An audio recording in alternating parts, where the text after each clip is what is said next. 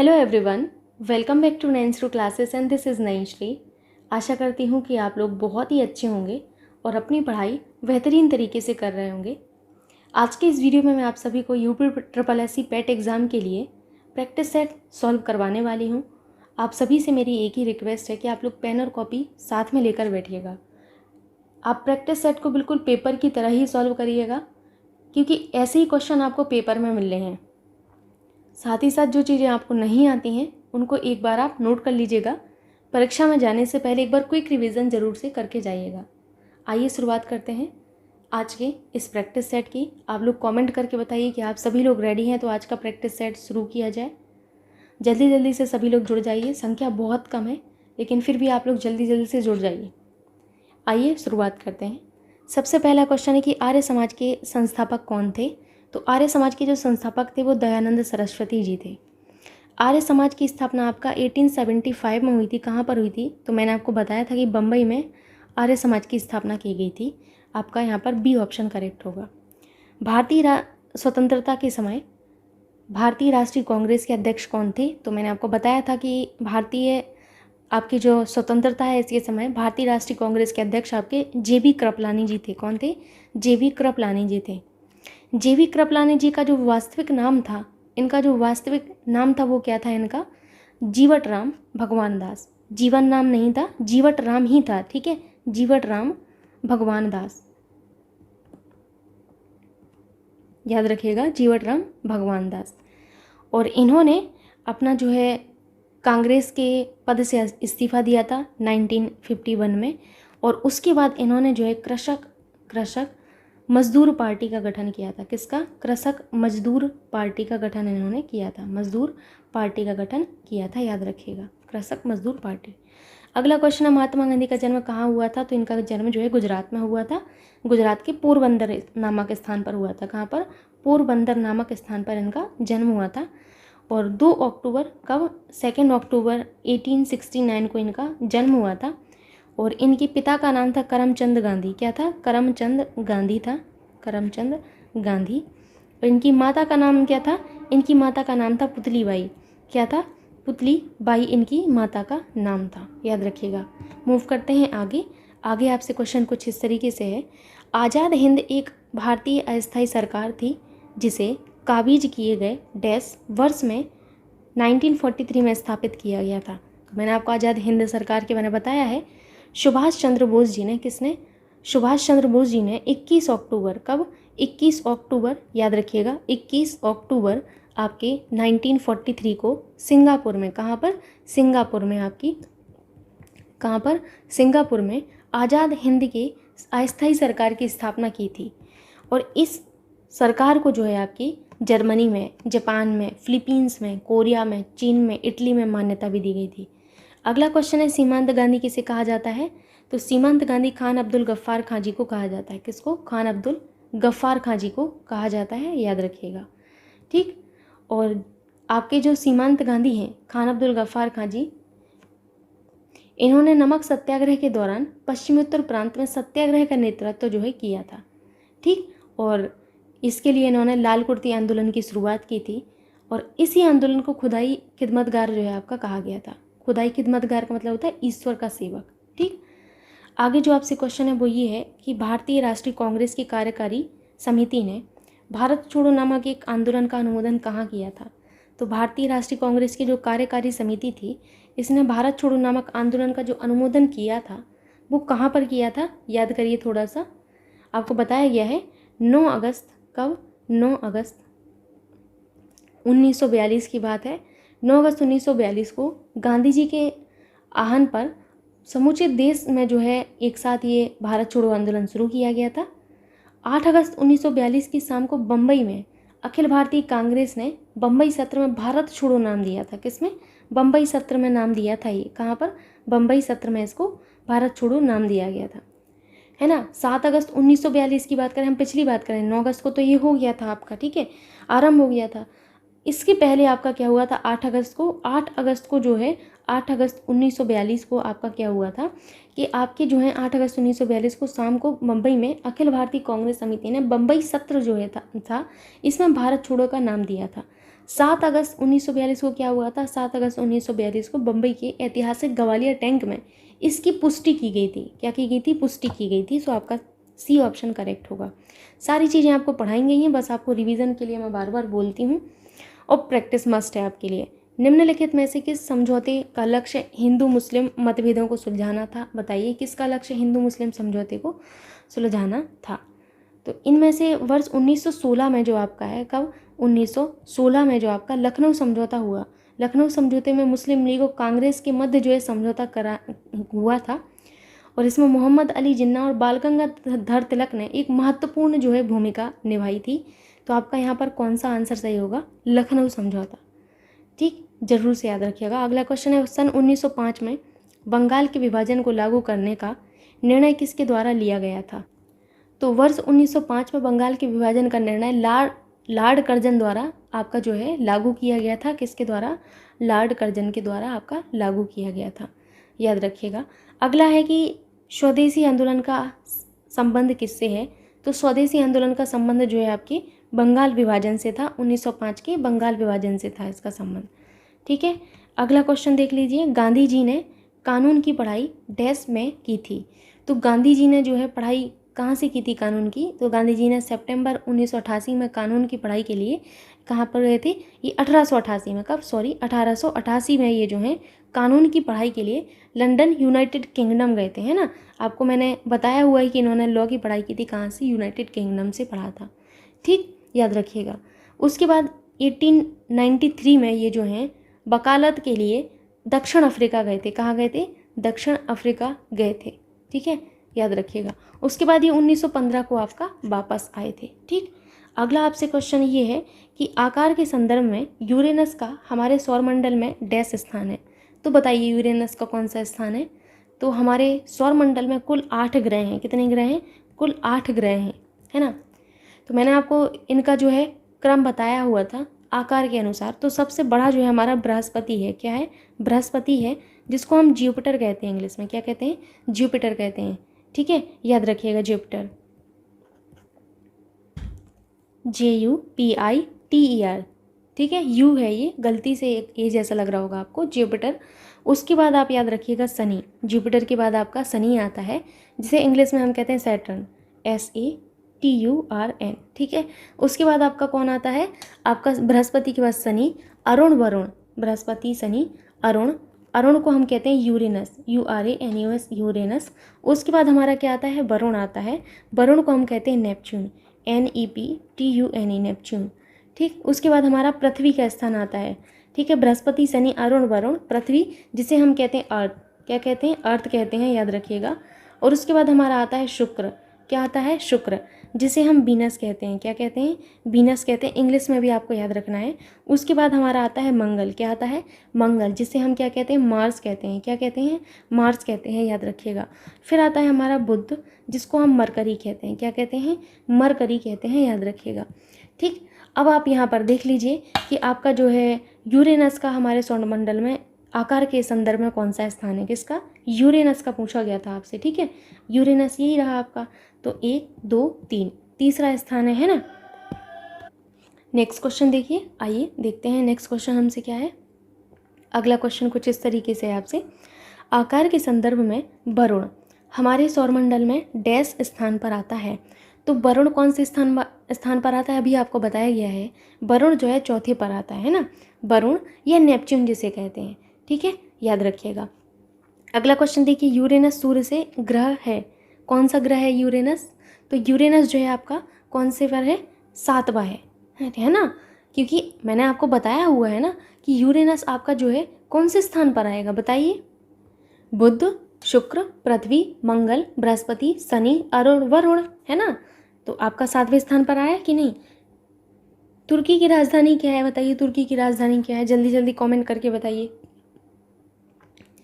तो तुर्की की जो कैपिटल है वो है अंकारा। क्या है? अंकारा है, याद रखिएगा। यरूशलेम जो है इजराइल की कैपिटल है। कहाँ की? इजराइल की। वेलिंगटन कहाँ की है? न्यूजीलैंड की है। कैनबरा कहाँ की है? ऑस्ट्रेलिया की है। विश्व का सबसे बड़ा महाद्वीप आपसे पूछा गया है कौन सा है? तो विश्व का सबसे बड़ा महाद्वीप आपका जो है एशिया है। कौन सा है? एशिया है, याद रखिएगा। ठीक है, अगला क्वेश्चन देखते हैं हम। अगला क्वेश्चन हमसे है कि निम्नलिखित में से कौन सा तृतीय क्रियाकलाप है, बताइए कौन सा आपका तृतीय क्रियाकलाप है, यानी कि टर्सरी के बारे में पूछा जा रहा है, टर्सरी एक्टिविटी के बारे में पूछा जा रहा है, तो कौन सी है बताइए इनमें से। तो मैंने ये आपको कहाँ पर पढ़ाया होगा बताइए आप लोग, ये मैंने आपको इकोनॉमी में पढ़ाया है। प्राथमिक क्षेत्र याद करिए, द्वितीयक और तृतीयक क्षेत्र, उस हिसाब से हमारा जो है इसमें ट्रेडिंग जो है हमारा तृतीयक के अंतर्गत आता है। तृतीयक क्षेत्र में आपके जो है आता है। व्यवसाय की दृष्टि से अर्थव्यवस्था को 3 भागों में बांटा गया है, प्राथमिक क्षेत्र, द्वितीयक क्षेत्र, तृतीयक क्षेत्र। तृतीयक क्षेत्र का जो संबंध है वो व्यापार से है। किससे है? व्यापार से होता है। आपको सारी चीज़ें बताई गई हैं, याद रखिएगा आप लोग। अगला क्वेश्चन देखिए आप लोग, यह कर पूरी तरह से लगाई गई इकाई द्वारा वहन किया जाता है और इसे पारित नहीं किया जा सकता। तो बताइए आप लोग, क्वेश्चन अगर नहीं समझ आया दोबारा पढ़ लीजिए। कौन सा ऐसा कर है जो पूरी तरह से जो है लगाई गई इकाई द्वारा वहन किया जाता है और इसे पारित नहीं किया जा सकता? तो वो है प्रत्यक्ष कर। कौन सा कर है? प्रत्यक्ष कर है ना। अगला देखिए कि भारत में ऋण नियंत्रण किसके द्वारा किया जाता है? तो भारत में जो ऋण का नियंत्रण है वो आपका भारतीय रिजर्व बैंक के द्वारा किया जाता है। रिजर्व बैंक के सारे कार्य मैंने आपको बताए हैं, प्लीज़ एक बार वो वीडियो देख लीजिएगा, आपको काफ़ी हेल्प करेगा। ठीक है, मैराथन था आपका, उसमें मैंने सारी चीज़ें डिस्कस की हैं। भारत में जनसंख्या वृद्धि की क्या विशेषता है बताइए? तो भारत में जनसंख्या वृद्धि की जो मुख्य विशेषता है वो है जन्म दर में वृद्धि किंतु मृत्यु दर में कमी। ये मुख्य विशेषता है भारत की जनसंख्या में। अगला क्वेश्चन है, एक अनादिमान वक्र x और y के भिन्न संगतों से मिलने वाली संतुष्टि के स्तर को मापती है।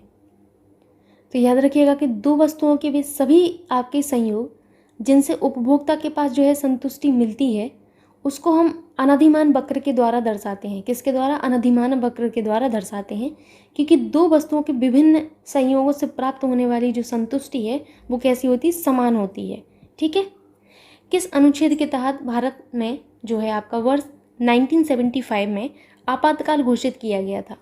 तो आपातकाल इमरजेंसी किस आपके जो है अनुच्छेद के अंतर्गत घोषित किया गया था?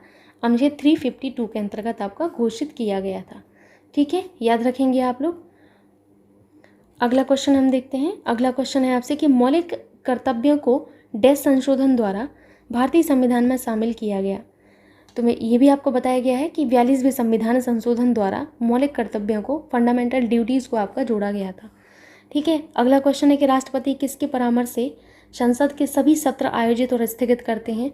तो किसके परामर्श से करेंगे? ओबियस सी बात है, आपका जो है किसके परामर्श से करते हैं? मंत्रिपरिषद के परामर्श से, है ना। तो याद रखिएगा आप लोग। अगला क्वेश्चन हम यहाँ पर देखते हैं। अगला क्वेश्चन हमसे कुछ इस तरीके से है, यहाँ पर है 24वां क्वेश्चन आप सभी से ये है कि राज्यसभा सदस्य का कार्यकाल डैश वर्षों का होता है। तो बताइए जल्दी से, राज्यसभा के सदस्यों का कार्यकाल कितने वर्ष का होता है? 6 वर्ष का होता है। जबकि लोकसभा का आपका जो है, लोकसभा के सदस्यों का कार्यकाल कितने का होता है? 5 वर्ष का होता है। ठीक है। लेकिन राज्यसभा के सभापति का कार्यकाल 5 वर्ष का होता है। राज्यसभा के सभापति, आप कमेंट करके बताइए कि राज्यसभा के सभापति कौन होते हैं। आप सभी को मैंने कितनी बार बताया हुआ है कि राज्यसभा के सभापति कौन होते हैं। इनका कार्यकाल 5 वर्ष का होता है। कितने? 5 ईयर्स का होता है। अगला क्वेश्चन देखिए, लोकसभा के अध्यक्ष को उसके पद से किसके द्वारा हटाया जा सकता है? तो लोकसभा के अध्यक्ष को उनके पद से लोकसभा द्वारा पारित प्रस्ताव द्वारा हटाया जा सकता है। किसके द्वारा? लोकसभा द्वारा पारित प्रस्ताव के द्वारा हटाया जा सकता है। इस प्रस्ताव को लोकसभा के कुल सदस्यों में से बहुमत द्वारा पारित होना बहुत ही ज़्यादा आवश्यक होता है, याद रखिएगा। परंतु यदि 50 सदस्यों का बहुमत लोकसभा की ओर से है तो उसे उसके पद से हटाने के लिए वोटिंग करनी जरूरी होता है। ठीक। अगला देख लीजिए यहाँ पर, वह तापमान जिस पर आपका सेंटीग्रेड और फ़ारेनहाइट पैमाना समान होता है वो कौन सा होता है? तो ये तो अब आपको रट गया होगा, -40 डिग्री सेल्सियस। हालांकि इसमें देखिए, इसमें आपको याद करने की ज़रूरत नहीं थी। मैंने आपको समझाया हुआ था कि आपका जो फॉर्मूला है C-0/100 = F-32/180 ये है। तो आप यहाँ पर देख लीजिए, रख के देख लीजिएगा, C की वैल्यू -40 रखिएगा, F की वैल्यू -40, ये दोनों आपके बराबर आएंगे। ठीक है। अब इसी फॉर्मूला को आगे अगर हम बढ़ाएं तो R-0/80 होता है = K-273 273 अपॉन कितना होता है? 100 होता है। ये फॉर्मूला आप लोग जरूर से याद रखिएगा, बहुत ही महत्वपूर्ण है। ठीक है। अब आपको जो निकालना हो तो उन 2 राशियों को ले लीजिएगा। अगला है, निम्न में से कौन सी बकरी की नस्ल नहीं है? तो बकरी की नस्ल इनमें से कौन सी नहीं है बताइए आप लोग। इनमें से आपकी जो गोरी है ये बकरी की नस्ल नहीं है। मताऊ, बीटल, बलूची ये सब बकरी की नस्ल है। ठीक है। अगला देखिए, रासायनिक ऊर्जा को विद्युत ऊर्जा में रूपांतरित किसके द्वारा किया जाता है? तो संचायक सेल एक ऐसी युक्ति होती है। कौन सी? संचायक जो आपकी सेल होती है वो ऐसी युक्ति होती है जिसमें रासायनिक ऊर्जा को विद्युत ऊर्जा में परिवर्तित किया जाता है। ये मैंने आपको बताया हुआ है साइंस की मैराथन में। सागर की गहराई को मापने के लिए कौन सा उपकरण इस्तेमाल किया जाता है? तो फेदोमीटर का जो यूज़ है वो फेदोमीटर का यूज़ हम किस में करते हैं? फेदोमीटर का यूज़ जो हम करते हैं बेसिकली सागर की गहराई मापने के लिए करते हैं। नेक्स्ट क्वेश्चन देखिए आप लोग, कार्नालाइट किस धातु का अयस्क है? तो ये भी मैंने बताया, कार्नालाइट मुझे बहुत ही अच्छे से याद है। कार्नालाइट जो है मैंने बताया कि ये पोटेशियम का अयस्क है। किसका? पोटेशियम धातु का अयस्क है। ठीक है, याद रखिएगा। जबकि कार्नेलाइट मरकरी धातु का अयस्क होता है। कार्नालाइट और कार्नेलाइट में कंफ्यूज मत होइएगा। ये कार्नेलाइट है जो कि किसका अयस्क है? ये मरकरी का है। किसका? मरकरी का, यानी कि Hg। ठीक, Mg मरकरी किसका है? मरकरी का है। ठीक है, याद रखिएगा। और दोनों को आपको जो मिक्स नहीं करना है, गड़बड़ हो जाएगा सब। अब यहाँ पर देखिए, यदि समीकरण आपको कुछ इस तरीके से दिया गया है, इसके मूलों का जो आपका योग है उसके गुणनफल के बराबर है, तो k का मान आपको बताना है। ठीक, तो अब आपको जैसे एक समीकरण दिया है इस तरीके से ax² प्लस bx, चलिए मैं यहाँ पर करके बताती हूँ, ax² plus bx plus c equals to 0। तो आप लोगों ने 11th और 12th में जो है जिनका मैथमेटिक्स होगा उन्होंने पढ़ा होगा, मूलों का योग पढ़ा होगा। क्या? मूलों का योग।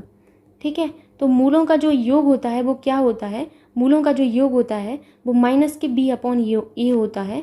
और अगर मैं बात करूं मूलों का गुणनफल, किसका? मूलों का गुणनफल। तो मूलों का गुणनफल क्या होता है? मूलों का गुणनफल जो होता है, गुणनफल ये जो होता है आपका c/a होता है। ये दोनों आपको याद रखना है। कोई भी समीकरण इस फॉर्म में है अगर, तो मूलों का योग क्या होगा, मूलों का गुणनफल क्या होगा। अब आप तुलना कर सकते हैं आराम से। जैसे ये वाला समीकरण दिया है तो इसमें आप तुलना कर लीजिए ax² plus bx plus c से। तो आपका समीकरण क्या है? kx² प्लस 2x प्लस क्या है? 3k इक्वल्स टू 0, है ना। तो यहाँ पर मूलों का योग क्या होगा? सिंपल सी बात है, योग इक्वल्स टू माइनस के b/a। तो b क्या है यहाँ पर? b बताइए जल्दी से आप लोग। आपका 2 है ना, 2 है और माइनस ऑलरेडी है। a क्या है आपका यहाँ पर? k है। और मूलों का गुणनफल क्या होगा? गुणनफल हम देख लेते हैं। गुणनफल क्या होता है हमारा? c/a। c क्या है हमारा? देखिए c, ध्यान से देखिए आप लोग। तो 3k है अपॉन a क्या है आपका? a आपका k है ना। कह रहे हैं कि मूलों का योग जो है मूलों के गुणनफल के बराबर है। तो आप बराबर कर दीजिए पहले। -2/k को किसके बराबर करेंगे हम? 3k/k को बराबर करेंगे। k से k कट गया। अब यहाँ पर देख लीजिए आप लोग, यहाँ पर k की वैल्यू आपकी क्या आ जाएगी? -2/3। यही तो पूछा गया था k की वैल्यू। तो आपका डी ऑप्शन यहाँ पर बिल्कुल करेक्ट है। ठीक, अब समझ गए आप लोग किस तरीके से क्वेश्चन करना है। अगर ऐसा आए तो ये नया क्वेश्चन मिला, ऐसा क्वेश्चन अभी तक प्रैक्टिस सेट में नहीं मिला था, इसीलिए प्रैक्टिस सेट इतने ज़्यादा महत्वपूर्ण मैं बार बार आपको बोलती हूँ। अगला है आपसे 2x² प्लस 3x माइनस 5 में क्या जोड़ें कि आपका इतना प्राप्त हो। तो आप, एक तो तरीका है कि जो ऑप्शन में दिया गया है आप वो रख के देख लो एक बार, है ना। तो एक बार रख के देख लो कि जोड़ने पर अगर आपका ये प्राप्त होता है तो आंसर आ जाएगा। जैसे मैं शुरुआत करती हूँ आप लोगों को, जैसे दिया गया है 2x² प्लस 3x माइनस 5, तो क्या जोड़ें। तो आपने सोचा कि चलिए हम a से शुरुआत करते हैं, तो क्या जोड़ें? x² माइनस 4x प्लस यहाँ पर 6 है, तो यहाँ पर क्या हो जाएगा? 2x² प्लस आपका 3x minus 5 minus x² minus 4x plus 6 हो जाएगा। ठीक है, अब यहाँ पर देख लीजिए आपका कुछ तो यहाँ पर घट रहा होगा आपका। देखिए ये देखिए, ये आपका क्या बचा है? यहाँ पर x² बचा। यहाँ पर देखिए इन दोनों को तो -x बचा। यहाँ पर देखिए इन दोनों को तो +1 बचा। देखिए पहले ही आपका ऑप्शन आ गया। तो आपको सोचना नहीं है, कुछ ऑप्शन से आप करिए, आराम से आ जाएगा कि भाई आपने सोच लिया कि चलिए यही जोड़ के देख ले रहे हैं। अगर इतना प्राप्त हो जाता है जोड़ने पर इसमें, तो हमारा आंसर सही है। इसमें कुछ आपको रॉकेट साइंस नहीं लगानी और दिमाग भी नहीं इतना लगाना। अगला क्वेश्चन देखिए, 3 अंकों की कितनी संख्याएं हैं जो 17 से विभाज्य हैं? बताइए 3 अंकों की आपकी कितनी ऐसी संख्याएं होंगी? तो आपको इसके लिए क्या करना पड़ेगा? 3 अंकों की संख्याएं कहाँ से शुरू होती हैं बताइए आप लोग। तो 3 अंक की जो संख्या है वो हमारी 100 से शुरू होती है ना। 100 से ही शुरू होती है ना। कहाँ तक जाती है? तो देखिए 3 अंक की संख्या 1000 तक तो जाएगी नहीं, फिर वो 4 अंक हो जाएंगे। मैं आपको बताती हूँ, समझाती हूँ। ये यहाँ से 4 अंक हो गए इसमें, तो ये तो है नहीं आपका, यानी कि 999 तक आपका जाएगा, है ना। तो कौन सी संख्याएं ऐसी हैं जो आपकी 100 और 999 के बीच में हैं, जो 17 से विभाजित हैं, आप आसानी से कर लोगे, वही 3 अंक की संख्याएं होंगी। तो पहली संख्या जो हमारी 17 से विभाजित होती है वो 100 के बाद 100 तो है नहीं भैया, तो 100 को तो हम नहीं लेंगे, हम 101 को लेंगे। क्यों लेंगे हम 101 भी नहीं है, 102 आपका जो है 17 से विभाजित होता है। अब 999 को देखिए, ये भी हमारा देखिए 17 से विभाजित नहीं होता है, ठीक है। ऐसे आपको एक एक करके देखना होगा कि 17 से कौन विभाजित है। तो जो अंतिम संख्या 17 से विभाजित आती है वो आपकी 986 आती है। कौन सी? 986 आती है। अब भाई आपको ये देखना है इनके बीच में कितनी संख्याएं ऐसी हैं जो 17 से विभाजित हैं। तो मैंने आप लोगों को एक फॉर्मूला बताया था, मुझे अच्छे से याद है, मैंने आपको बताया हुआ था कि आपका जो अंतिम पद इजिकल्स टू 986, अंतिम पद इजिकल्स टू प्रथम पद। प्रथम पद क्या है? 102 प्लस मैंने आपको बताया था n-1 इंटू डी अंतर होता है आपका। अगली संख्या जो होगी और इस संख्या में कितने का अंतर होगा? सिंपल सी बात है, 17 का ही तो अंतर होगा, 17 से विभाजित है तो सार्व अंतर कितना है? 17 है। अब यहाँ से आपको n की वैल्यू निकाल लेनी है और वही आपका सही आंसर होगा। अब इसके लिए देखिए, आप n की वैल्यू नहीं निकालना चाहते हैं तो एक काम करिएगा, ये जो आपका n की वैल्यू है ऑप्शन से रख के देख लीजिएगा, जो सेटिस्फाई हो जाए वही आपका सही आंसर है। नहीं तो आप इतना तामझाम मत करिए, आप सिंपल सी बात है n की वैल्यू निकाल लीजिएगा, ठीक। अगर आपको विश्वास नहीं है तो आइए करके देख ही लेते हैं, क्यों, कौन सी बड़ी बात है। 986 आपका अंतिम पद था, इक्वल्स टू पहला पद कितना था? 102 प्लस n-1 इंटू डी कितना था? 17 था, यही था ना। तो 986 में से पहले 102 घटा लीजिए आप लोग, कितना बचेगा आपका? 884 बचेगा। डिवाइडेड बाई आप 17 करेंगे, क्योंकि यहाँ गुणा में है तो यहाँ पर जाएगा तो भाग में होगा, n-1 हो जाएगा। कितनी बार गया? 52 टाइम्स जाएगा। यहाँ पर n-1 है, ये इधर जाएगा तो प्लस में हो जाएगा। n की वैल्यू आपकी 53 आई कि नहीं? तो सिंपल सा था, ऐसे ही आपको करना है। अगर पदों की संख्या निकालनी है, अगर आपको ये देखना है कितनी संख्याएं हैं, तो आप आसानी से निकाल सकते हैं, है ना। अगला यहाँ पर क्वेश्चन देख लीजिए, ये रहा अगला क्वेश्चन। दो संख्याओं का गुणनफल 1600 है, उनका महत्तम समावर्त आपका जो है 5 है और उनके लघुत्तम समावर्त ज्ञात कीजिए। ऐसा जो क्वेश्चन है ये पैट में भी आता है, टेट में भी आता है, सुपर टेट में भी आता है, सी टेट में भी आता है। लेकिन ये इतना सिंपल क्वेश्चन है, सेकंडों का क्वेश्चन है, और ऐसा एक भी क्वेश्चन अभी तक मैंने एक भी प्रैक्टिस सेट में नहीं करवाया है। इसीलिए मैं आपको बार बार बोलती हूँ प्रैक्टिस सेट कितने ज़्यादा ज़रूरी है, ताकि आप चीज़ों को समझें और जो नया मिलता है उसको सीखें कि ऐसा भी क्वेश्चन आ सकता है आपकी पैट की परीक्षा में, ठीक है। तो पहली संख्या, इसका जो फॉर्मूला है वो है पहली संख्या गुणा दूसरी संख्या, पहली संख्या गुणा दूसरी संख्या इज इक्वल्स टू आपका क्या होता है? आपका यहाँ पर मासापा लासापा, ठीक है, लासा मासा जिसे आप कहते हैं, ठीक। ये बस इसी में आपको रख देना है। दो संख्याओं का गुणनफल आपको कितना दे रहे हैं? ये दो संख्याओं का गुणनफल आपको ये दिया जा रहा है, ठीक है। तो दो संख्याएं कौन सी हैं? पहली संख्या दूसरी संख्या हो, तो वो भी सी बात है कि यहाँ पर हम 1600 कर देंगे, इज इक्वल्स टू मासा गुणा लासा। तो यहाँ पर आपको मासा दिया गया है 5 और लासा आपसे पूछा गया, तो आप मान लीजिए x मान लीजिए। अब यहाँ से आप x की वैल्यू नहीं निकाल पाएंगे, निकाल लेंगे, 5 से कट करिए, 5 दिया 15, 5 दूनी 10, 0, यानी कि 320 आपका आ गया। सी ऑप्शन करेक्ट है। बिल्कुल सेकंडों वाला क्वेश्चन था, बस आपको फॉर्मूला आना चाहिए, आप आसानी से कर सकते हैं। अगला क्वेश्चन देखिए, 60 लीटर मिश्रण में दूध और पानी का अनुपात ये है, 2:5 का अनुपात बनाने के लिए कितना जो है पानी मिश्रण जो है आपका मिलाना पड़ेगा। बड़ा सिंपल सा क्वेश्चन है, इसमें आपको कुछ करना ही नहीं है, आइए सीखते हैं। कह रहे हैं कि 60 लीटर का आपका जो है मिश्रण है, कितने लीटर का है? 60 लीटर का मिश्रण है। इस 60 लीटर के मिश्रण को आपका जो है दूध और पानी का अनुपात 3:5 का है। कितना है? 3:7 का है, सॉरी 3:7 का है दूध और पानी का अनुपात, ठीक। तो आप ये देख लीजिए कि भाई दूध कितना है 60 लीटर में, तो आपको मैंने सिखाया है कैसे निकालते हैं। ये जो है आपका, इसको ऊपर करिए, नीचे इन दोनों का जोड़ होता है, 7 3 10 होता है, और जो टोटल है, टोटल 60 लीटर है, उससे हम गुणा कर देते हैं। 10 छंग 60 होता है, 6 18, यानी कि 18 लीटर क्या हो गया आपका इस मिश्रण में। 60 लीटर के मिश्रण में, ये जो 60 लीटर का मिश्रण है, इसमें 18 लीटर तो आपका क्या हो गया? दूध हो गया, मिल्क हो गया, ठीक है। बाकी का बचा हुआ क्या होगा, ओबियस सी बात होगी, वाटर होगा। ठीक है, तो कितना हो गया, 42 लीटर वाटर हो गया। अगर आपको नहीं समझ में आ रहा कि 42 कैसे आया तो दो तरीके हैं, मैं समझा देती हूँ। 60 में 18 घटा लीजिए, या फिर एक और तरीका है, आपको कैसे निकालना होगा, पानी, अगर आपको पानी निकालना है तो पानी कितना है, 7 है, नीचे कितना है, टोटल 10 है, और टोटल आपका कितना है, 60 लीटर है, तो यहाँ पर क्या होगा, 6 होगा, 6 7 42 लीटर हो जाएगा। होगा कि नहीं। अब आपसे कह रहे हैं कि आपको इतने का अनुपात बनाना है, तो कितना जो है पानी मिश्रण करना पड़ेगा आपको, ताकि अनुपात जो है आपका ये हो जाए। तो आपने सोच लिया कि भाई हम x जो है लीटर पानी मिलाएं, x लीटर अगर पानी मिला दिया हमने, तो क्या होगा, हमारा अनुपात 2:5 का हो जाएगा, है ना। तो आप क्या करेंगे, 18 बटे क्या करेंगे, 18/42, और आपको 42 में क्या मिलाना है, आपने कहा x और मिला देना है, तो हमारा अनुपात कितना हो जाएगा, 2:5 का हो जाएगा, है ना।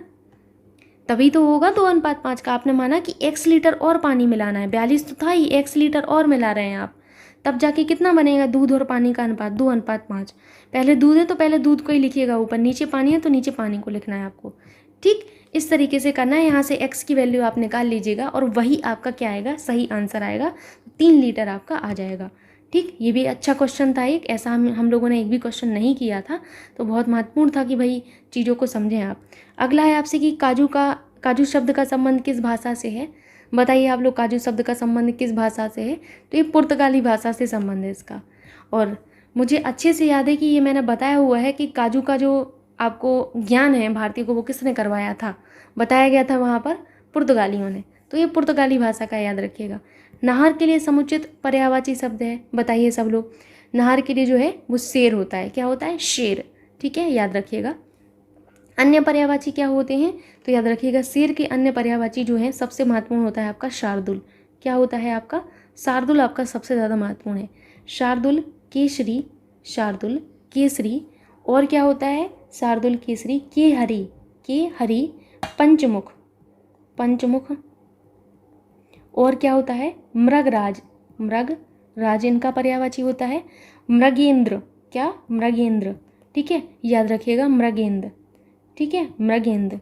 और क्या होता है, महावीर। ठीक है, ये जो पर्यायवाची हैं वो सब किसके हैं, याद रखिएगा, शेर के पर्यायवाची हैं, याद रखिएगा, महत्वपूर्ण है, जरूर से आप लोगों को याद करके जाने हैं, काफ़ी ज़्यादा महत्वपूर्ण है। ठीक, आगे चले, आगे आपसे जो क्वेश्चन है वो देख लेते हैं। मीरा जोर से हंसी, यह वाक्य किस क्रिया का समुचित उदाहरण है, बताइए। मीरा जोर से हंसी, जल्दी जल्दी बताइए। तो यहाँ पर जो है ये आकर्मक क्रिया का जो है आपका एक उदाहरण है। कैसे आकर्मक क्रिया का, आकर्मक क्रियाएं जो होती हैं इनका प्रभाव सीधा कर्ता पर पड़ता है। किस पर, कर्ता पर। कर्ता कौन, सब्जेक्ट जो होता है उस पर पड़ता है ना। उसके संपादन के लिए कर्म की आवश्यकता नहीं होती, मतलब यहाँ पर ऑब्जेक्ट नहीं होगा। आकर्मक का मतलब होता है जिनमें ऑब्जेक्ट ना हो, जिनका सीधा प्रभाव किस पर पड़ता है, कर्ता पर, सब्जेक्ट पर पड़ता है। तो मीरा जोर से हंसी, किस पर प्रभाव पड़ा, मीरा पर प्रभाव पड़ा, तो आकर्मक है ये। ठीक, अगला देखिए, प्रत्यक्ष के द्वारा आपका जो है अप्रत्यक्ष का चमत्कारपूर्ण वर्णन किस अलंकार का लक्षण है, बताइए। प्रत्यक्ष के द्वारा अप्रत्यक्ष का चमत्कारपूर्ण वर्णन जो है आपका किस में किया जाता है, तो बताइए जल्दी से, किस में किया जाता है। तो ये अलंकार महत्वपूर्ण नहीं है, क्वेश्चन आ गया इसलिए आप लोग समझ लीजिए, अनुमान का है, लेकिन ये महत्वपूर्ण नहीं है बिल्कुल भी, इतना डिटेल में नहीं पूछा जाएगा। अगला देखिए, द्विवेदी युगीन रचना, जय भारत के रचनाकार कौन है, तो जय भारत मैंने आपको बताया है, मैथिली शरण गुप्त जी हैं। कौन है, मैथिली शरण गुप्त जी हैं, याद रखिएगा। आगे हमसे जो है यहाँ पर कुछ इस तरीके से एक क्वेश्चन दिया गया है, आपसे डायरेक्शंस हैं, out of the 4 alternatives choose the one which S expresses the meaning of the given word and mark it in the answer sheet. ठीक, तो आपसे ये जो शब्द वंडर, इसका मतलब आपका जो होता है वो होता है भटकना। क्या होता है, भटकना। ठीक है, भटकना कहें आप या फिर घूमना कहें, इस तरीके सा। ठीक, तो आपको यहाँ पर ये बताना है कि इनमें से कौन सा इसका अल्टरनेटिव होगा, बताइए जल्दी से। इसका अल्टरनेटिव क्या हो सकता है आपका, ऑल्टरनेटिव का मतलब है पर्यायवाची टाइप का, है ना। ऑल्टरनेटिव यानी कि पर्यायवाची। ठीक है, तो यहाँ पर जो पर्यायवाची हो सकता है वो आपका रोम हो सकता है। क्या, रोम हो सकता है, बाकी कोई सा भी नहीं होता। राइड होता है आपका सवारी करना, ट्रीट होता है आपका जो है किसी को ट्रीट करना यानी कि व्यवहार करना, है ना। डिज़ायर का मतलब क्या होता है, डिज़ायर का मतलब होता है इच्छा होता है। तो आपका सिर्फ रोम ही हो सकता है आपका। ठीक, अगला देख लीजिए, यहाँ पर कुछ इस तरीके से क्वेश्चन है आपके सामने। क्वेश्चन है कि 4 alternatives are given for the items and phrases bold and expresses the meaning of the item and phrases and mark it in the answer sheet. A wild goose chase. A wild goose chase एक बहुत ही famous idiom है। आपको बताना है कि इसका मतलब क्या होता है, बताइए। तो इसका जो मतलब होता है वो होता है आपका फ्रूटलेस परस्यूट। क्या होता है? फ्रूटलेस परस्यूट जो है इसका मतलब होता है लाभ विहीन प्रक्रिया, जिसे आप हिंदी में कहेंगे। ठीक, अगला देख लीजिए। अगला आपसे क्वेश्चन कुछ इस तरीके से है, find the correctly spelled word and mark your answer in the answer sheet. इनमें से कौन सा आपका जो है बिल्कुल करेक्टली स्पेल्ड है वो आपको बताना है। ठीक, तो ध्यान से इसको देखना पड़ता है। इसमें आपको मैं सजेस्ट करूँगी कि ये देखिए कि कौन सा नहीं हो सकता है, तब आप जाके शुद्ध कर पाते हैं। तो आपको दिख रहा होगा डी तो इम्पॉसिबल है ना, डी हो ही नहीं सकता। ठीक, ये भी नहीं होता है, ए वाला तो बिल्कुल आपका गलत है। अब यहाँ पे इन दोनों में आपको लग रहा होगा थोड़ा सा TUISION या फिर TUITION, तो ट्यूशन जो होता है TION होता है ना, तो आपका सी वाला करेक्ट होगा, बाकी सब आपके गलत हैं। अगला यहाँ पर देख लीजिए आप लोग, directions, some part of the sentences have errors and some are correct, find out which part of the sentence has an error and blacken the oval corresponding to the appropriate letter A, B, C. If a sentence is free from error, blacken the oval corresponding to D in the answer sheet. आपको इतना ये सब खिचड़ी नहीं समझना है, मैं आपको समझा देती हूँ। आपको ये बताना है इनमें से किस पार्ट में जो है आपका एरर है। ठीक, तो यहाँ पर देखिए ए पार्ट है ये वाला, ठीक है, बी पार्ट है ये वाला, और आपका जो सी वाला पार्ट है ये वाला। अगर आपका कोई एरर नहीं है सेंटेंस में तो नो एरर, सिंपल सी बात है, बस आपको बताना है। तो आपका जो सेंटेंस है वो है आपका, I have seen that film last year but I do not remember its story. बताइए इनमें से कहाँ पर गलती है इसमें। यहाँ पर देखिए आप, ये वाला जो आपको दिख रहा है हैव सीन, तो ये क्या है? प्रेजेंट परफेक्ट टेंस को शो कर रहा है, दिखा रहा है कि नहीं, किसको? प्रेजेंट परफेक्ट टेंस को। और यहाँ देखिए कह रहे हैं लास्ट ईयर, ये आपका किसको दिखाता है? पास्ट इंडेफिनिट टेंस को दिखा रहा है लास्ट ईयर। तो आपका कुछ आपको समझ में आ रहा होगा कि यहीं पर मिस्टेक है ना, तो आप कहेंगे कि भाई इसी में मिस्टेक है हमारा, किस पार्ट में? ए वाले पार्ट में मिस्टेक है ना।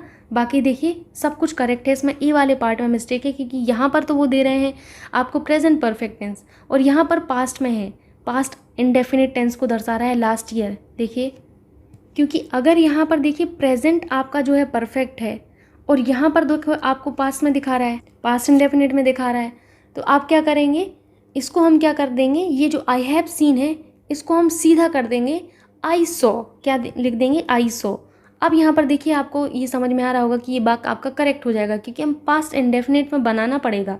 ये हमारा पास्ट में है तो ये भी पास्ट में ही होना चाहिए ना, सिंपल सी बात है। तो पास्ट में बनाने के लिए हम क्या कर देंगे? हैव सीन की जगह सॉ कर देंगे, सिंपल सी बात है। ठीक, अब आपका करेक्ट जो वाक्य होगा, I saw that film last year but I do not remember its story. ठीक है, सिंपल सी। अगला क्वेश्चन देखिए, you will not be allowed to enter dash, you have an entry pass. तो यहाँ पर आपको बताना है कि आपका क्या यहाँ पर डैश वाले स्थान पर आएगा। तो यहाँ देखिए आप लोग, सिंपल सा आपको समझना है, एक एक रख के देखिए आप। तो अनलेस ही आपका फिट बैठता है, क्योंकि आपका इसका मतलब होता है you will not be allowed to enter unless you have an entry pass, है ना। क्योंकि आपको जब तक नहीं का यहाँ पर सेंस प्रकट करना है तो अनलेस ही होगा। जो व्हेन होता है ये आपका, ये किसी निश्चित समय को दर्शाने के लिए होता है। बट होता है आपका किंतु, और इफ़ क्यों होता है? इफ़ आप सभी को पता होगा कि इफ़ का प्रयोग जो है हम लोग बेसिकली कब करते हैं? इनडायरेक्ट नरेशन में क्वेश्चन के लिए करते हैं, है ना, याद रखिएगा। और बट जो है हमारा एक एडवर्सेटिव कंजंक्शन होता है। क्या? एडवर्सेटिव कंजंक्शन होता है। तो यहाँ पर अनलेस ही आएगा, बाकी सब आपका जो है फिट नहीं बैठ रहा है। अगला देख लीजिए, निम्नलिखित में से प्रथम जोड़ा शब्द एक निश्चित संबंध बताता है। नीचे दिए गए विकल्पों में से एक को चुनकर उस द्वितीय जोड़े को पूरा करें जो वही संबंध बताता है जो पहला जोड़ा बताता है। ठीक है, जैसे आपका वृत्त का संबंध परिधि से है तो वर्ग का संबंध किससे होगा? बताइए, जल्दी जल्दी बताइए।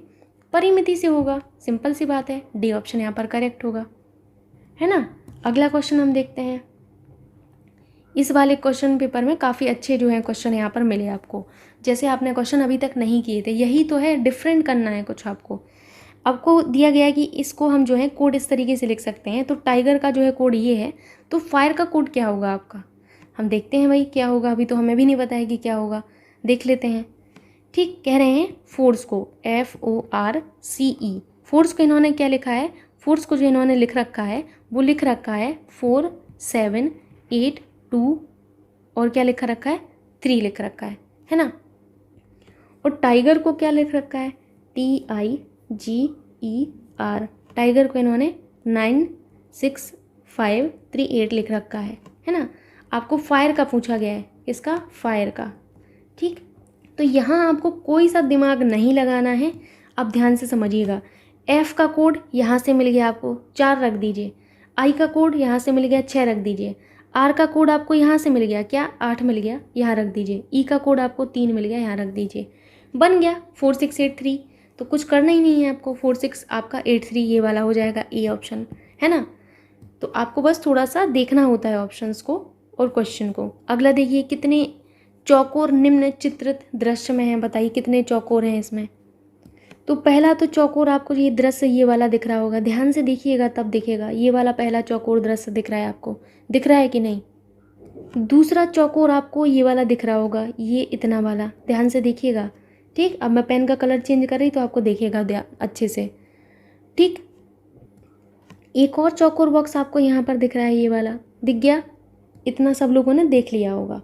अगला देखिए, ये वाला चौकोर बॉक्स देखा आपने, ठीक, गिनते जाना साथ में आप लोग। अब आपको एक और ये वाला दिख रहा होगा, ध्यान से देखो, ये वाला अभी तक हमने काउंट नहीं किया है, थोड़ा सा मैंने ओवर कर दिया क्योंकि तक आप लोग देख पाए, है ना, ये वाला। ठीक, अब बस आपका एक रह गया है, कौन सा रह गया है, तो ध्यान से देखिए, अभी तक हम लोगों ने ये वाला नहीं गिना था, है ना। तो आपने ये वाला गिन लिया, अब गिन लीजिए आपको कौन कौन सा दिख रहा है। आपको कितने दिखे, 6 दिखे हैं, आप ध्यान से देख लीजिए, मैं आपको गिनवा देती हूँ।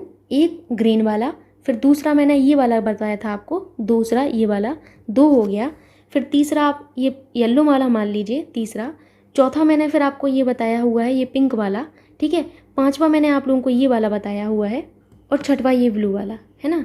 तो आपके 6 हो गए, गिन लीजिएगा आप लोग, मैंने इतने अच्छे से बताया आप समझ जाएंगे। डी ऑप्शन यहाँ पर होगा। अगला देखिए, आपको कुछ इस तरीके से दिया गया है कि यदि ये जो नंबर है इस संख्या को आरोही क्रम में पुनः व्यवस्थित किया जाए तो कितने ऐसे अंक होंगे जिनका स्थान अपरिवर्तित ही होगा। बहुत सिंपल सा क्वेश्चन होता है ये वाला। ठीक, तो पहले तो आप ये जो आपको दिख रहे हैं अंक 3 5 1 4 6 2 9 8 7, जब कभी भी ऐसा क्वेश्चन आए देख लीजिए कितने हैं, 1 2 3 4 5 6 7 8 9। ठीक है, 1 2 3 4 5 6 7 8 9, 9 ही है ना। ठीक है, अब पहले इसको आप आरोही क्रम में लिख लीजिए। आरोही का मतलब होता है बढ़ता हुआ क्रम, बढ़ता हुआ का मतलब है पहले सबसे छोटा क्या आएगा 1 आएगा, फिर उससे बड़ा 2 आएगा, फिर उससे बड़ा 3 आएगा। देखिए 1 को कवर कर लिया आपने, 2 को कवर कर लिया, 3 को कर लिया, अब 4 आ जाएगा, 4 के बाद आपका 5 आ जाएगा, क्या आएगा 5 आएगा, है ना। 5 के बाद आपका क्या आएगा 6 आएगा, 6 के बाद आपका क्या आता है 7 आएगा, देखिए 7 के बाद 8 आएगा, 8 के बाद आपका 9 आएगा। सारे नंबर अब आपके कवर हो गए। ये आपका क्या रहा, ये जो है आपका क्रम रहा है। ठीक है, किस चीज़ का क्रम रहा है, आरोही क्रम। देख लीजिए कौन से का स्थान परिवर्तित हुआ है, किन किन का स्थान परिवर्तित हुआ है। तो जो ऊपर वाले नंबर हैं पहले तो मैं उनको दूर दूर करके लिख देती हूँ, तब आप समझ पाएंगे। ठीक, तो आपको आसानी होगी इस तरीके से। 1 मिनट आप दीजिएगा।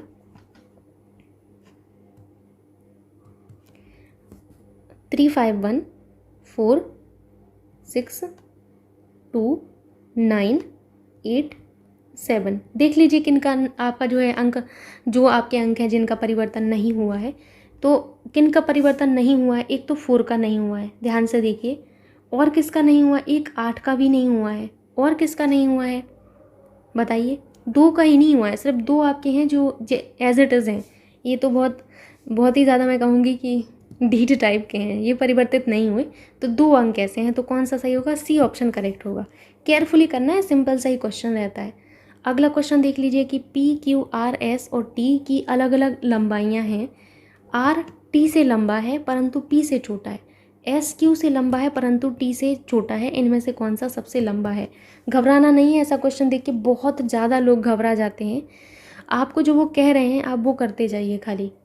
ठीक, आपको P Q R S T की जो है लंबाइयाँ दी गई हैं। कह रहे हैं आर जो है आपका, आर जो है वो टी से लंबा है। आर किससे लंबा है? टी से लंबा है, तो पहला आपने ये निकाल लिया। कह रहे हैं परंतु पी से छोटा है। आर जो है किससे छोटा है? पी से छोटा है, यानी कि पी बड़ा है किससे? आर से। होगा कि नहीं? तो इन दोनों से आप क्या कंक्लूजन निकाल सकते हैं? आप ये कंक्लूजन निकाल सकते हैं कि पी बड़ा है आपका किससे? आर से। आर बड़ा है किससे? टी से, है ना? यही तो बात लिखी हुई है यहाँ पर। अगला आगे पढ़िए आप। जो है आगे कह रहे हैं कि एस क्यू से लंबा है।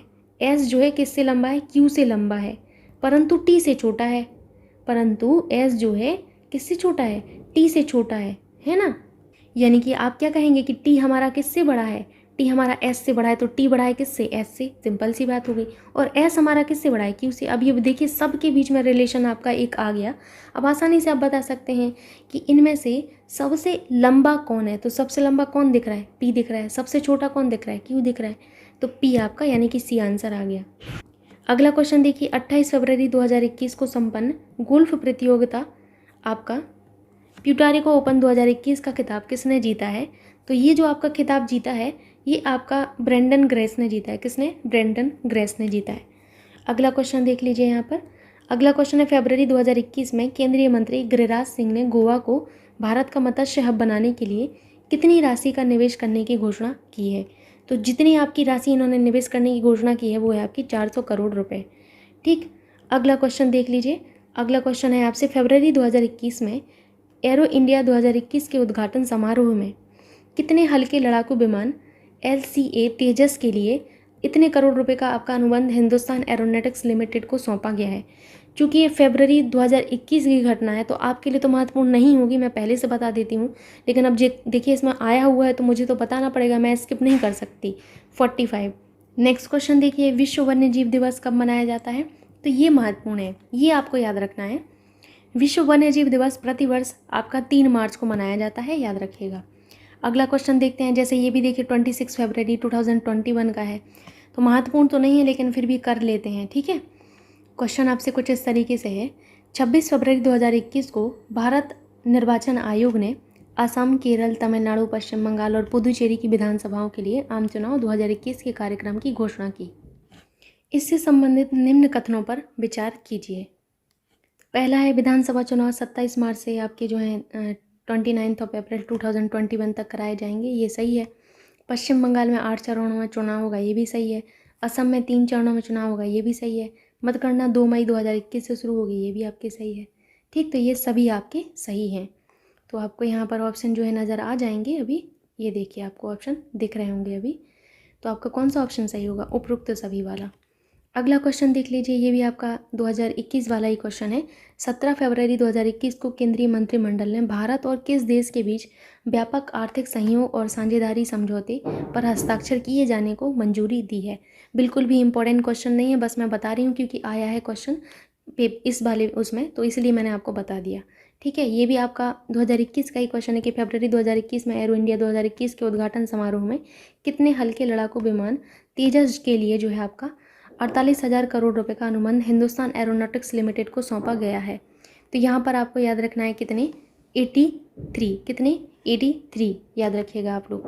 अगला क्वेश्चन देखिए आप लोग। अगला क्वेश्चन है आपसे कि आपके 8 से 12 फरवरी 2021 के मध्य नेशनल हॉर्टिकल्चर फेयर 2021 का आयोजन कहाँ संपन्न हुआ? इसका जो आयोजन संपन्न हुआ है वो बेंगलुरु में हुआ है। हाल ही में वर्ष 2021 के लिए देशव्यापी पल्स पोलियो अभियान की जो है शुरुआत कब हुई है? तो पल्स पोलियो अभियान की जो शुरुआत है वो 30 जनवरी 2021 से हुई है। कब से?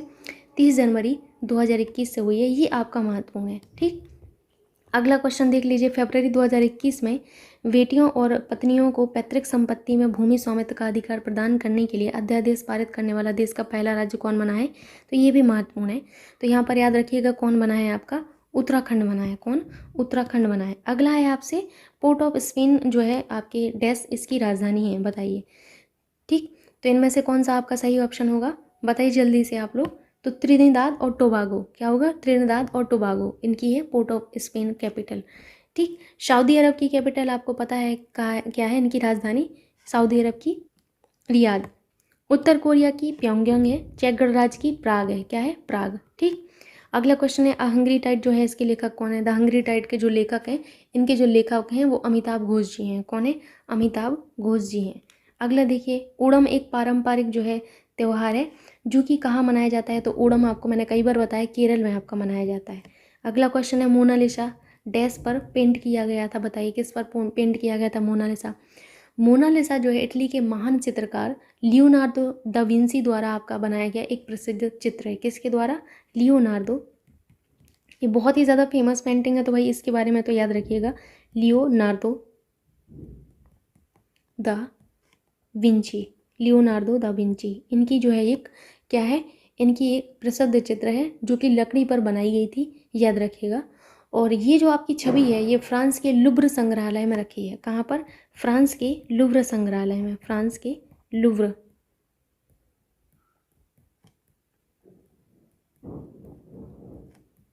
ठीक, याद रखिएगा। तो आपका कौन सा आंसर सही होगा? आपकी जो है किस पर बनाई गई है? ये आपकी बनाई गई है, सॉरी, लकड़ी पर बनाई गई। किस पर? लकड़ी पर। अगला क्वेश्चन देख लीजिए आप लोग। अगला क्वेश्चन है आपसे, साहित्य में नोबेल पुरस्कार प्राप्त करने वाले प्रथम भारतीय का नाम बताइए। तो साहित्य में नोबेल पुरस्कार प्राप्त करने वाले जो प्रथम भारतीय थे वो आपके रविंद्रनाथ टैगोर जी थे। कौन थे? रविंद्रनाथ टैगोर जी थे। इनको जो है नोबेल प्राइज़ मिला है, जो कि आपके पहले भारतीय थे ये पुरस्कार प्राप्त करने वाले। ठीक, अगला क्वेश्चन हम देखते हैं। अगला क्वेश्चन आपसे है कि मरणोपरांत भारत रत्न पाने वाले प्रथम भारतीय व्यक्ति कौन थे? तो बताइए, मरणोपरांत भारत रत्न प्राप्त करने वाले पहले जो व्यक्ति थे वो थे लाल बहादुर शास्त्री जी। ठीक है, भारत के दूसरे प्रधानमंत्री ये थे। कौन से थे? दूसरे नंबर के प्रधानमंत्री आपके थे, दूसरे प्रधानमंत्री। ठीक, याद रखिएगा। अगला है, इन खेलों में से किस खेल का सामान्यतः सबसे कम खेल समय है? तो इनमें से किसका सामान्य खेल समय सबसे कम है? बताइए। इनमें से कबड्डी का जो खेल है इसका जो है समय है वो सबसे कम माना जाता है। अगला देखिए, अगला क्वेश्चन है आपसे, जीव मिल्खा सिंह जो है आपके किस खेल के साथ जुड़े थे? तो मिल्खा सिंह जी का संबंध जो है किस खेल से था? इनका संबंध बेसिकली किससे था? गोल्फ से था। किससे? गोल्फ से था। गोल्फ खिलाड़ी थे ये आपके। ठीक है, ये प्रसिद्ध ओलंपियन धावक मिल्खा सिंह के पुत्र थे। किसके हैं? धावक जो है मिल्खा सिंह जी के पुत्र थे। ठीक, जीव मिल्खा सिंह जी। अगला क्वेश्चन है आपका, हुमा का झुकता हुआ मंदिर डैश जो है को समर्पित किया गया। तो हुमा का आपका झुकता हुआ जो मंदिर है ये आपको किसको जो है समर्पित किया गया? शिव को, भगवान शिव को। अगला देखिए, भारत की फिल्म जो है और टेलीविज़न संस्था कहाँ स्थित है? तो भारत की फिल्म और टेलीविज़न जो संस्था है वो आपकी पुणे में स्थित है। कहाँ पर? पुणे में। नेक्स्ट क्वेश्चन आपसे है, प्रश्न संख्या 71 to 75 आपको क्वेश्चन जो है आंसर करने हैं। निम्नलिखित काव्यांश को पढ़िए और उनके नीचे दिए गए प्रश्नों के उत्तर विकल्पों से चुनकर लिखिए। ठीक, आसान है, डरना नहीं है, बिल्कुल पेशेंस के साथ करिएगा, सब कुछ अच्छा ही होगा। क्वेश्चन है, कुछ भी बन बस कायर मत बन, ठोकर मार पटक मत माथा, तेरी राह रोकते पान। कुछ भी बन बस कायर मत बन, ले देकर जीना क्या जीना, कब तक गम के आंसू पीना, मानवता को तुझको सींचा, वहाँ युगों तक खून पसीना। ठीक, तो आपको यहाँ पर बताना है, कुछ जो क्वेश्चंस दिए हैं उनका यहाँ पर आंसर आपको करना है। क्वेश्चन आपको कुछ इस तरीके से हैं कि कवि क्या करने की प्रेरणा दे रहा है? बताइए। तो कवि हमें जो प्रेरणा दे रहा है वो किस चीज़ की दे रहा है? बिल्कुल बहुत सिंपल सा है कि रुकावटों को ठोकर मारने की। किसको? रुकावटों को ठोकर मारने की। इन पंक्तियों में कायर का अर्थ क्या है? इन पंक्तियों में कायर का जो अर्थ है वो आपका बेसिकली क्या है? समझौतावादी मत बन, है ना, समझौता मत कर, ये है आपका। ठीक है, वो ये कह रहा है कि जीवन की कठिनाइयों से समझौता जो है आप कर लेते हैं, उसके बारे में आपको बताया गया है। ठीक, अगला आपसे है कि कुछ भी बन बस कायर मत बन, कवि ने क्यों कहा है? ठीक है, तो बताइए क्यों कहा है। तो आपको यहाँ पर पता चल रहा होगा कि कायर मनुष्य का जीवन कैसा होता है? व्यर्थ होता है, इसीलिए कहा गया। पाहन शब्द का पर्यायवाची क्या है? तो मैंने आपको पाहन का पर्यायवाची बताया है, इसीलिए ये मुझे बहुत अच्छा कविता लगी है। पाहन जो इसका शब्द का अर्थ होता है आपका पत्थर। क्या होता है? पत्थर होता है। क्या? पत्थर। ठीक, अगला देखिए कि कवि के अनुसार किस प्रकार का जीवन जो है आपका व्यर्थ है। तो कवि के अनुसार किस प्रकार का जीवन व्यर्थ माना गया है? बताइए।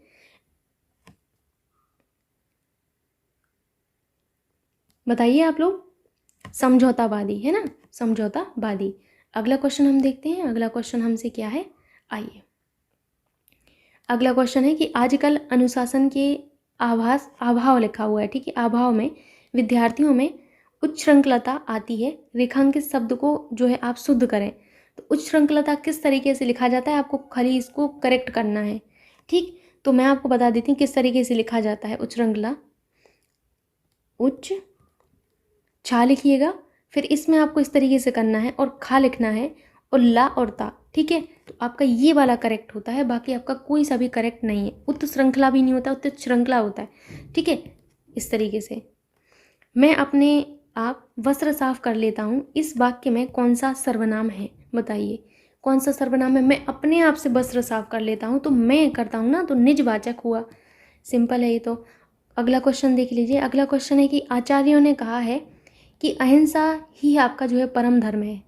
संरचना के आधार पर वाक्य भेद बताइए, कैसा है, बताइए कैसा भेद है ये, बताइए जल्दी जल्दी से सब लोग। ये आपका एक मिश्र वाक्य है, कैसा है, मिश्र वाक्य है, ठीक।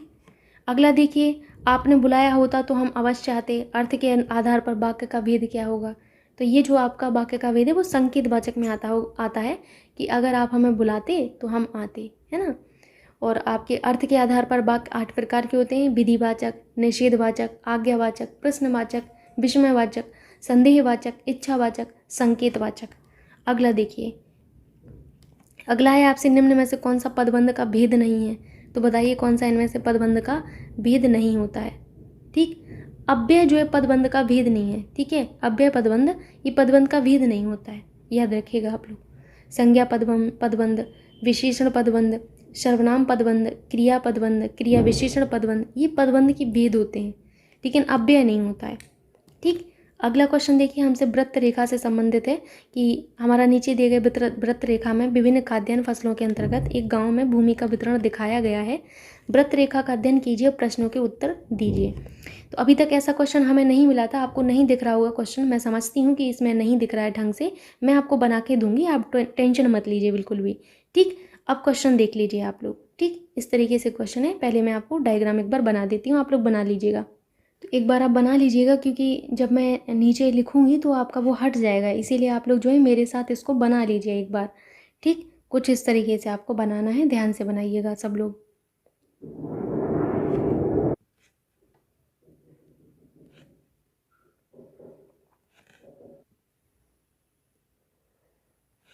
ठीक है, अब इसमें आपको 2 और पार्टीशन करना है छोटे छोटे से।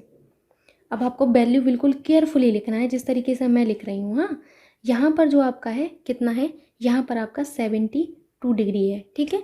यहाँ पर आपका जो है वो है आपका 99 डिग्री। यहाँ पर जो है आपका कितना है, तो यहाँ पर आपका 45 डिग्री है, कितना है 45 डिग्री। यहाँ पर आपका 18 डिग्री है, और यहाँ पर भी आपका कितना है 18 डिग्री है। और यहाँ पर कितना होगा, यहाँ पर देखिए कितना है आपका 36 डिग्री है। और ये जो आपका पोर्शन है ये कितना है आपका 72 डिग्री है। अब कौन सा क्या है वो मैं आपको एक बार लिख देती हूँ फटाफट से, ध्यान से देखिएगा। 72 डिग्री जो आपका यहाँ से है, मैं यहाँ से शुरुआत करें, ये आपका चावल है। 99 डिग्री आपका अन्न है, क्या है अन्न। 45 डिग्री क्या है, ये आपका मक्का है, क्या है मक्का। 18 डिग्री क्या है, ये बाजरा है, बाजरा। अगला क्या है, बाजरा के बाद ये आपका ज्वार है, क्या है ज्वार, ठीक है। ये वाला जो है आपका ये जौ है, 36 डिग्री आपका जौ है। गेहूँ कितना है आपका, गेहूँ आपका जो है 72 डिग्री है। तो इस तरीके से आपके ये हो गए। अब मैं आपको क्वेश्चंस पर ले चलती हूँ, वो बहुत ही सिंपल क्वेश्चन है, आप सबको कुछ ज़्यादा करना नहीं है। मैं कई सारी जो है आपको क्वेश्चंस ऐसे करवा चुकी हूँ, तो आपको दिक्कत होगी ही नहीं, बस आपको वैल्यू रीड करना, एक बार बना लीजिए इसको कॉपी में। आइए देखते हैं। अब जैसे मैं यहाँ पर ले जाऊँगी तो मुझे हटाना पड़ेगा ना, मजबूरी है मेरी, तो बार बार तो नहीं बना पाएंगे। यदि बाजरा के अंतर्गत कुल क्षेत्र जो है 300 एकड़ था, तो चावल और जौ के अंतर्गत मिला जो है कुल क्षेत्र आपका कितना था, वो आपको बताना है। कह रहे हैं यदि बाजरा के अंतर्गत कुल क्षेत्र आपका 300 एकड़ था, तो बाजरा जो है आपका कितने डिग्री को रिप्रेजेंट कर रहा था, ध्यान से देखिए 18 डिग्री को रिप्रेजेंट कर रहा था। 18 डिग्री आपको जो है 300 एकड़ दिया है, कितना 300 एकड़। तो पूछ रहे चावल और जौ के अंतर्गत, तो चावल कितना डिग्री था आपका 72 डिग्री था, प्लस आपका जौ कितना डिग्री था 36 डिग्री था, है ना। तो ये आपकी कितने डिग्री कितना जो है एकड़ होगा, कितना आपका जो है एकड़ क्षेत्र होगा, है ना, ये आपको बताना था। तो सिंपल सी बात है, 1 डिग्री की वैल्यू आप यहाँ से निकाल लीजिए। यहाँ से 1 डिग्री आपका क्या होगा, सिंपल सी बात है 300 बटे 18 एकड़ हो जाएगा, होगा कि नहीं 1 डिग्री की वैल्यू। इतना तो आप समझ सकते हैं कि नहीं। इन दोनों को जोड़ लीजिए, कितना होगा 108 डिग्री। तो 108 डिग्री की वैल्यू आपसे पूछी गई, 1 डिग्री की आपको दी गई है, तो 108 डिग्री की वैल्यू आप नहीं निकाल पाएंगे। 300/18 गुणा 108, सिंपल सी बात है। इसको सॉल्व कर लीजिए आप लोग, जो आपका आंसर आएगा, चूँकि 100 एकड़ों में पूछा गया है तो 100 एकड़ में बता देना आप लोग, ठीक। तो यहाँ पर जो आंसर आएगा आप उसको टिक कर। क्वेश्चन देखिए, नेक्स्ट क्वेश्चन आप सभी के सामने है। ये भी एक सिंपल सा ही क्वेश्चन है। किन 3 फसलों का जो समूह है वो खाद्य फसलों के अंतर्गत कुल क्षेत्र के 50% से अधिक का योगदान करता है। 50% का मतलब अगर आप समझ गए तो आप आसानी से समझ जाओगे। मैंने आपको बताया था पूरा सर्कल 100% का होता है और पूरा सर्कल हमारा 360 डिग्री का होता है, यानी कि 100% इक्वल्स टू 360 डिग्री। तो 50% किसके बराबर होगा? 50% हमारा 180 डिग्री के बराबर होगा। तो यहाँ पर आपने एक चीज़ समझ ली कि इन ऑप्शंस में से जिसका भी आपका योग जो है 180 डिग्री आपका आएगा, 180 डिग्री से अधिक आएगा, वही हमारा सही ऑप्शन होगा। सिंपल सी बात है। तो आप देखिए पहला ऑप्शन चेक करिए। पहले ऑप्शन में गेहूं कितना आपका रिप्रेजेंट कर रहा था? गेहूं आपका 72 डिग्री रिप्रेजेंट कर रहा था। उसके बाद चावल कितना था? ये भी आपका 72 डिग्री था। मक्का आपकी कितनी थी? मक्का आपकी 45 डिग्री थी। इन सभी को जोड़िए आप लोग। तो देखिए जोड़ने पर आपका क्या आएगा? 5, 6, 7, 8, 9 हो जाएगा यहाँ पर, ठीक है। 7 और 7 14 और 4 कितना होगा? 18 होगा। तो ये 189 डिग्री आ गया।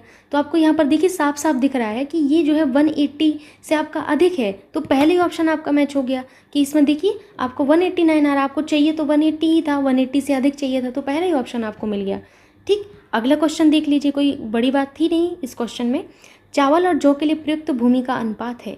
तो आप पहले चावल का अनुपात देख लीजिए। तो चावल कितना था? 72 डिग्री था।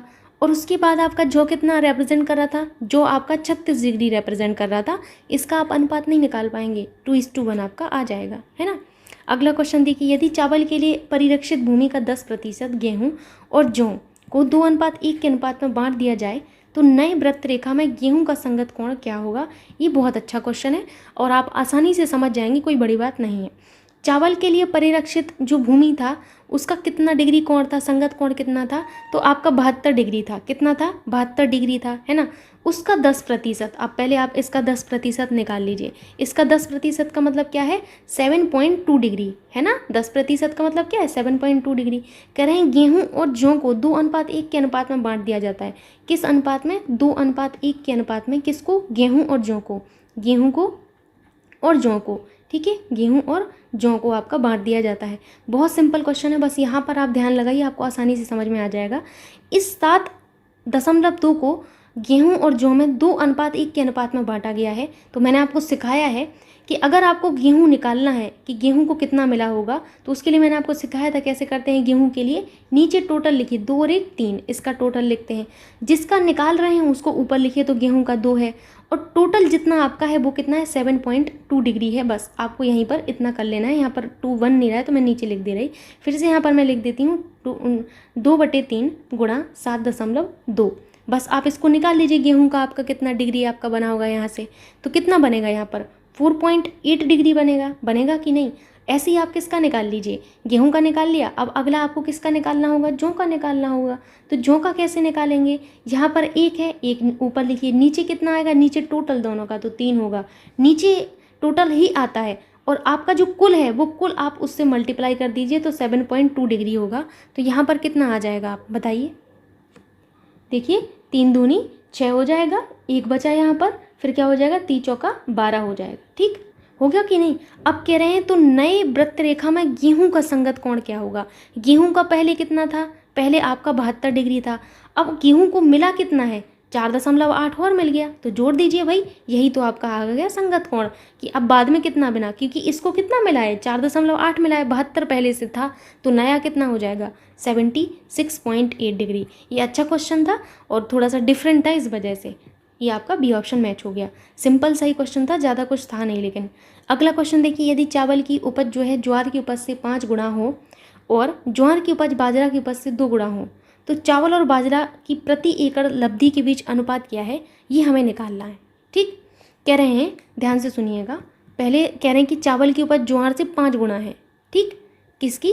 चावल की उपज बाजरा आपके ज्वार से 5 गुना है और आपके ज्वार की उपज बाजरा से कितना गुना है? 2 गुना है। तो तो आप बाजरा की मान लो ना, क्योंकि यहाँ पर देखिए बाजरा की मानने पर आपको फ़ायदा होगा, अभी आप समझ जाएंगे। ठीक है, कैसे?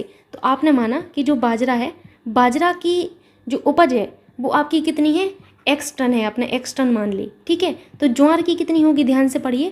कह रहे हैं ज्वार की उपज बाजरा की उपज से 2 गुना है। अगर बाजरा की x है तो वो ज्वार की कितनी होगी, 2x टन होगी कि नहीं? सिंपल सा है ये तो, होगी कि नहीं? इतना आपको समझ में आ रहा है? कमेंट करके बताइए सभी लोग कि हाँ इतना समझ में आ रहा है मैम। चावल की कह रहे हैं कितनी होगी, यदि चावल की उपज ज्वार की उपज से 5 गुना है, भाई ज्वार की 2x है, ज्वार की 2x है तो चावल की कितनी होगी, 5 गुना, यानी कि 10x होगी कि नहीं? ये फ़ायदा होता है अंतिम राशि को मानने से, ये फ़ायदा होता है कि आपका एक रिलेशन निकल आता है ठीक से। ठीक, तो आपने कहा कि भाई चावल का हमारा क्या हो जाएगा, चावल का हमारा 10x हो जाएगा, सिंपल सी बात है, यही होगा कि नहीं? अब कह रहे हैं तो चावल और बाजरा की प्रति एकड़ लब्धि के बीच अनुपात बताइए। तो हम बताते हैं प्रति एकड़ लब्धि के बीच अनुपात कितना होगा। ठीक, तो प्रति एकड़ कितना होगा, तो पूरा जो आपका है उससे डिवाइड कर देंगे। 72 डिग्री किसको रिप्रेजेंट कर रहा था, चावल को, तो प्रति एकड़ क्या होगा आपका 10x/72 हो जाएगा, होगा कि नहीं 10x/72। ठीक, अब आपको कह रहे हैं चावल और बाजरा का, तो बाजरा का कितना है, x टन है। प्रति एकड़ के लिए बाजरा जितने को रिप्रेजेंट कर रहा है उससे भाग कर दीजिए, बाजरा 18 डिग्री को रिप्रेजेंट कर रहा था, उससे भाग कर देंगे हम लोग, तो ये प्रति एकड़ में आ जाएगा। तो आपसे पूछ रहे हैं इसका जो है लब्धि का अनुपात क्या है, तो पहले जो दिया गया चावल पहले है तो उसको पहले लिख लीजिए 10x/72। ये गलती मत करिएगा, ध्यान दीजिएगा, जो पहले उसको पहले x/18 हो जाएगा। इसको सॉल्व कर लीजिएगा, जो आपका आंसर आएगा वही आपका करेक्ट होगा। ठीक, तो सिंपल ही था, आपको कुछ करना नहीं था, लेकिन एक अच्छा क्वेश्चन आपको मिला यहाँ पर। अगला क्वेश्चन देख लीजिए। क्वेश्चन है कि निम्नलिखित स्तंभ ग्राफ किसी देश के विभिन्न राज्यों में एक वर्ष की जो है, आपका ये वर्ष लिखा हुआ है, एक वर्ष की चावल और गेहूं की उपज जो है दर्शाता है। इस ग्राफ के आधार पर प्रश्न संख्या 96 टू आपके 100 तक के उत्तर दीजिए। ठीक है, हालांकि ये थोड़ा सा आपको जो है लाइट सा दिख रहा होगा, तो आप मिस्टेक मत करिएगा, मैं आपको पढ़ के बताऊंगी वही आप समझ लीजिएगा। इसमें देखिए कोई प्रॉब्लम नहीं, पिछला डायग्राम में दिक्कत थी आपकी। ये देखिए, अब क्वेश्चन आपको कुछ इस तरीके से दिया गया, क्वेश्चन आप देखेंगे तो आपको समझ लगेगा। सभी उल्लिखित राज्यों में चावल और गेहूं का कुल उत्पादन किस राज्य में न्यूनतम है, बताइए किस राज्य में न्यूनतम होगा। तो ये आप कैसे बताएंगे, ये तो आप जो है आपका जो डायग्राम है उससे बता पाएंगे कि आपके सभी उल्लिखित राज्यों में चावल और गेहूं का कुल उत्पादन किस राज्य में न्यूनतम है। तो आप ऑप्शन में देखिएगा कि किस में न्यूनतम आ रहा है। तो पहले ऑप्शन देखिए कौन है, बी सी डी ई है, तो आपको बी सी और डी और ई में चेक करना है, किस में, बी में, सी में, डी में और ई में। पहले बी को देख लीजिए, ये बी है आपका, ठीक है ना, ये बी। अब आप बी में देखिए चावल और गेहूं, तो चावल आपका कौन सा रिप्रेजेंट कर रहा है, ये वाला, और गेहूं ये आपका जो है ब्लैंक वाला। तो चावल और गेहूं का देखिए इसमें 10 है आपका, लाख टन में है ये सारे, ठीक है 10 है। और आपका यहाँ पर देखिए ये कितना है, ये है 2, यानी कि 10 + 2 कितना होता है आपका 12 हो जाएगा, होगा कि नहीं।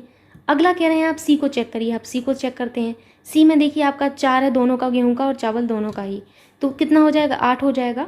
अगला कह रहे हैं डी में चेक करिए, डी में 4 है और आपका ये जो गेहूं है, गेहूं कितना है 2 है, 4 और 2 कितना होता है आपका 6 होता है। नेक्स्ट देखिए ई में चेक करना है, ई में देख लेते हैं भाई ई में कितना होगा, ई में 2 ये है और 4 ये है, 4 और 2 कितना होता है 6, है ना। तो अब बताइए किस में आपको न्यूनतम दिख रहा है, ये देखिए आपकी 6 वैल्यू है तो 8 हो जाएगा ना, यहाँ पर 8 होगा।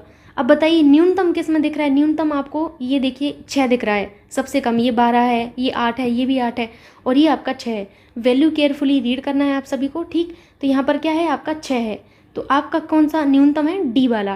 तो डी वाला जिसमें हो आप उसको देखिए, डी किस में है, ये है। अब एक गलती और करते हैं हम, डी देखते हैं हम इसको डी मान लेते हैं और यहाँ पर कर देते हैं ई को करेक्ट, ये गलत करते हैं आप लोग। यहाँ पर डी देखना है कि भाई डी है आपका, समझ गए आप लोग इतना। नेक्स्ट क्वेश्चन देखिए कि उल्लिखित राज्यों में चावल के कुल उत्पादन का उन राज्यों में गेहूं के कुल उत्पादन के साथ अनुपात है, ठीक है। देखते हैं हम, कह रहे हैं कि उल्लिखित राज्यों में चावल के कुल उत्पादन, पहले कुल उत्पादन देख लेते हैं चावल का, फिर गेहूं का देख लेते हैं और हम अनुपात निकाल लेते हैं। तो बहुत सिंपल सा क्वेश्चन हो गया हमारे लिए। पहले आप किसका देखेंगे, चावल का देखते हैं। तो ये यहाँ पर 8 है, यहाँ पर 10 है, वैल्यू जो है केयरफुली रीड करना है हमें। और अगला जो है हमारा कितना है, ये 4 है, फिर अगला भी हमारा 4 है और अगला हमारा कितना है 2 है। जोड़िए 8 और 10 कितना होता है 18, 18 और 10 कितना होता है आप 18 और 2 कितना होता है आपका 20, 20 और 4 24 और 4 28, यानी कि ये 28 आ गया। क्या आया है 28 आपका, चावल आपका क्या आया है, चावल आपका 28 आया है, 28 टन, ठीक है, लाख टन में है चूँकि ये सब। अब गेहूँ का देखते हैं हम, गेहूँ का कितना है, तो मैं पेन का कलर चेंज करके बता रही। गेहूँ को देखिए ये 16 है, उसके बाद गेहूँ ये कितना है 2 है, फिर ये कितना है 4 है, फिर ये कितना है 2 है, और ये कितना है 6 है। जोड़ लीजिए, 16 और 4 20 और 2 22, 22 और 2 कितना होता है, 22 और 2 आपका होता है 24, 24 और 6 कितना होता है, 24 और 6 30 होता है। ठीक, तो ये आपका गेहूँ आ गया। अब आप इसका अनुपात नहीं निकाल पाएंगे, ये तो बहुत सिंपल है आप सभी के लिए। आसान है ना सब कुछ? बताइए कमेंट करके कि हाँ मैम सब कुछ आसान है, हम आसानी से कर सकते हैं। अगला क्वेश्चन देखिए कि चावल और गेहूं के उत्पादन में अंतर किस राज्य में जो है अधिकतम है। तो भाई पहले हम अंतर देख लेते हैं, ठीक है, किस राज्य में आपका अधिकतम आपको दिख रहा होगा। आप चाहें तो ऑप्शन में जो दिया गया है आप ऑप्शन को चेक करिए कि ए का है, बी का है और ई का है ना, इन्हीं में सब में बताया गया है आपको। देखते हैं अंतर किस में आपका सबसे कम है।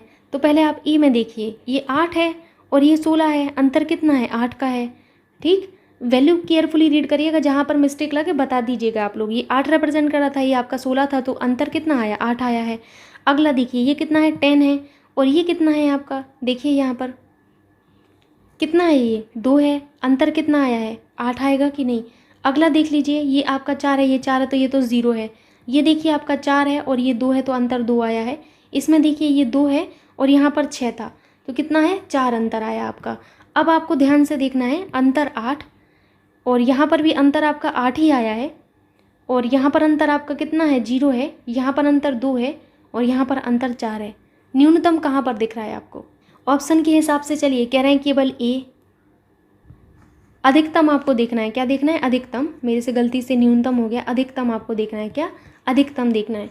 अधिकतम कहाँ पर आपको दिख रहा है, केवल ए में दिख रहा है, या फिर ए बी और ई में दिख रहा है आपको, या फिर आपको बी और ई में दिख रहा है, या फिर ए और बी आपका जो है इसमें दिख रहा है। तो आप साफ देखिएगा तो आपको कहाँ पर दिखेगा, तो आपको कहाँ पर दिख रहा है, देखिए ये 8 और 8 वाला मैक्सिमम दिख रहा है आपको, ये 8 और 8 वाला कहाँ पर, ए में दिख रहा है और बी में दिख रहा है। और अगर आपसे यही क्वेश्चन न्यूनतम का पूछा जाता तो न्यूनतम आपको कहाँ दिख रहा था, न्यूनतम आपको जो दिख रहा है वो 0 दिख रहा है, किसमें, सी में दिख रहा है ना, न्यूनतम यही होगा। तो आप यहाँ पर आसानी से टिक कर सकते हैं कौन सा ऑप्शन, आप आसानी से यहाँ पर टिक कर सकते हैं डी। अगला देखिए, चावल का सबसे अधिक उत्पादन करने वाला राज्य है। देखिए चावल का सबसे ज़्यादा उत्पादन कौन कर रहा है, देख लीजिए आप लोग, चावल का सबसे ज़्यादा उत्पादन किसने किया है। आप देख सकते हैं कि सबसे जो हाईएस्ट पीक आपको दिख रहा है वो यही दिख रहा है, 10 वाला है ना, किसका है, ये बी का है। देखिए ऑप्शन है कि नहीं बी, ठीक, तो यहाँ पर आपको दिख रहा होगा बी है, तो बी आपका यहाँ पर करेक्ट हो जाएगा। अगला देखिए, निम्नलिखित राज्यों में चावल का औसत उत्पादन। तो मैं आपको बता देती हूँ औसत कैसे निकालते हैं, आप आसानी से जोड़ के निकालिएगा। ठीक, बहुत आसान है, औसत में कई बार बता चुकी हूँ। ये 8 है आपका, ये कितना है आपका 10 है, और ये कितनी है 4 है आपकी वैल्यू, और ये भी आपकी 4 है, और ये 2 है। तो 8 + 10 + 4 + 4 + 2 डिवाइडेड बाई क्या, 1 2 3 4 5 एंटिटी हैं, डिवाइड कर लीजिए। जोड़ेंगे कितना आएगा, 28 आया था आपका, अभी निकाला था, और 5 से डिवाइड कर लीजिएगा, जो आपका आंसर आएगा वही आपका औसत बन जाएगा यहाँ पर। ठीक, अगला क्वेश्चन देख लीजिए। अगला क्वेश्चन जो है कुछ इस तरीके से आपसे सारणी से रिलेटेड है। क्वेश्चन है, निम्न सारणी में एक राज्य के सन 1988 से 1992 तक अनाजों के उत्पादन को 10 लाख टनों में दर्शाया गया है। इस सारणी का अध्ययन कीजिए, प्रश्न के उत्तर दीजिए। सारणी आपने देख ली, अब हम प्रश्न के उत्तर देखते हैं। पहले प्रश्न हमसे क्या है, तब हम उत्तर बता पाएंगे, है ना। और सब कुछ आसान है, बस आपको ध्यान से देखना है। यहाँ पर जो चीज़ समझ में नहीं आएगी मैं बताऊंगी आपको। क्वेश्चन है, वर्ष 1990 में मक्का के उत्पादन में पिछले वर्ष की तुलना में कितने प्रतिशत की कमी आई। पहले वर्ष 1990 देख लीजिए आप, आपका ये आपको कुछ इस तरीके से दिया गया है। ठीक, दिख गया वर्ष 1990 कहाँ पर है, वर्ष 1990 ये है। तो वर्ष 1990 में आपसे पूछा क्या गया है, ध्यान से पढ़िएगा, वैल्यूज़ को ध्यान से पढ़ना है। मक्का में कितना है आपका 228 है, कह रहे हैं पिछले वर्ष की तुलना में। पिछला वर्ष क्या होगा, 1990 का 1989 होगा, जो कि आपका कितना है, आपका 234 है, कितना है 234 है। पूछ रहे हैं कितने प्रतिशत की कमी हुई है। तो पहले आपका कितना था, 234 था, अब आपका कितना हो गया, 228 हो गया। कितने की कमी हुई, ध्यान से देखिए, इसमें कितने की कमी हुई है, सब लोग बताइए कितने की कमी हुई है। तो बिल्कुल 6 की कमी हुई है, लेकिन पूछा गया प्रतिशत में है। तो आप कहेंगे 100 से मल्टीप्लाई कर दीजिए और नीचे क्या लिखेंगे, जिस पर कमी हुई है, तो आपके 234 पर कमी हुई है। सॉल्व करिएगा, जो आपका आंसर आएगा आप आसानी से आंसर कर सकते हैं। आप अपना अगला क्वेश्चन देख लीजिए। देखिए ये क्वेश्चन जो था आपने कर लिया है। अगला क्वेश्चन देखते हैं हम। अगला क्वेश्चन, नेक्स्ट क्वेश्चन है, सन 1991 में किस अनाज के उत्पादन में पिछले वर्ष की तुलना में सर्वाधिक था। ठीक, अब इसे यहाँ पर वृद्धि और कमी नहीं पूछी गई, तो आपको यहाँ पर परसेंटेज से करने की ज़रूरत नहीं है, आप आसानी से कर सकते हैं। ठीक, जैसे यहाँ पर जो आपको टेबल दी है, पहले आप उस टेबल पर चलिए और आप सभी को पेंसिल लेकर जाना है एग्ज़ाम में। तो 1991 वाला जो आपका डेटा है इसको हाईलाइट कर लीजिए। ठीक, अब पिछला वर्ष क्या होगा इसका, ये वाला होगा। अब यहाँ पर देख लीजिए आप लोग कि कितने की वृद्धि यहाँ पर हुई है। कैसे देखेंगे, आपका 680 यहाँ पर है, तो पिछले वर्ष की तुलना में क्या करेंगे, हम पिछले वर्ष से तुलना करेंगे तो कितना है, 120 का आपका जो है वृद्धि हुई है ना, हुई है कि नहीं। देखिए पहले 560 था, अब आपका 680 है, तो 120 की वृद्धि हुई कि नहीं। पहले 240 था, अब 300 है, तो कितने की वृद्धि हुई होगी, 60 की होगी। पहले 228 था, अब 380, कितने की वृद्धि हुई, 152 की। यहाँ पर देखिए कितने की वृद्धि हुई, 40 की। सबसे ज़्यादा कहाँ वृद्धि हुई है, 152 की, मक्का में। तो आप ऑप्शन अपना जो मक्का वाला है उसको आराम से टिक कर सकते हैं। कौन सा है मक्का वाला, ये रहा आपका मक्का वाला, सी। अगला क्वेश्चन देखिए, अन्य अनाजों के उत्पादन में पिछले वर्ष की तुलना में न्यूनतम बढ़ोतरी किस वर्ष में हुई। तो पहले हम अन्य अनाज को देख लेते हैं। अन्य अनाज ये रहा आपका, ठीक है। अन्य अनाज कौन सा है, ये है अन्य अनाज का आपका। अन्य अनाज को आप देख लीजिए। अब जैसे आप कैसे इसको चेक करेंगे पिछले वर्ष की तुलना में, आप सबसे पहले चेक करेंगे किसका, 1989 का, क्योंकि इसका पिछला वर्ष आपके पास है कौन सा, 1988। तो आपका 1989 में आपका जो है 400 है, और आपका इससे पिछले वर्ष में कितना था, 350 था। कितने की वृद्धि हुई बताइए, 50 की वृद्धि हुई। अगला चेक करिए, आप किस वर्ष में चेक करेंगे, 1990 में चेक कर लीजिए।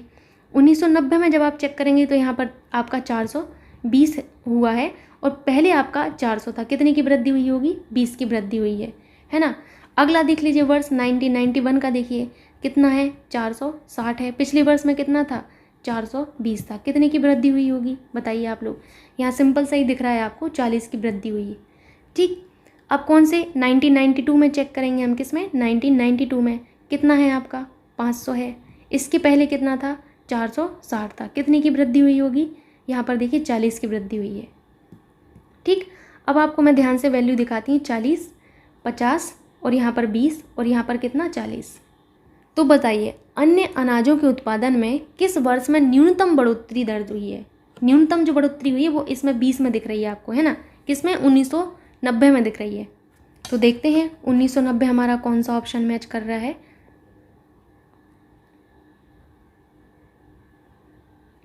कौन सा यहाँ पर आपका मैच हो रहा है, यहाँ पर आपका बी ऑप्शन मैच होगा। आप देख लीजिएगा एक बार, कहीं पर अगर कैलकुलेशन गड़बड़ हो जाती है तो आप उस चीज़ को ठीक कर लीजिएगा, ठीक है।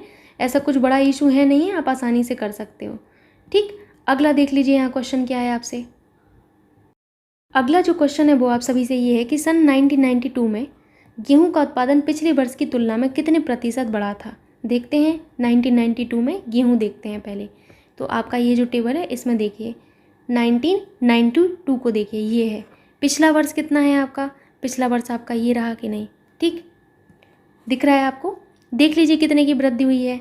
आपका देखा जाए 1992 में 860 था, इससे पहले कितना था आपका, 680 था। कितना, 680 था। कितने की वृद्धि हुई, 180 की वृद्धि हुई कि नहीं। किस पर हुई है वृद्धि, इस पर हुई होगी वृद्धि तो, और मल्टीप्लाई बाई 100 करेंगे क्योंकि आपको परसेंटेज में निकालना है ना। इसको सॉल्व कर लीजिएगा, जो आपका आंसर आएगा यहाँ पर आप अपनी टेबल में जो है देख के यहाँ पर जो आपके आंसर हैं इनको मैच कर लीजिएगा। ठीक, ये रहा।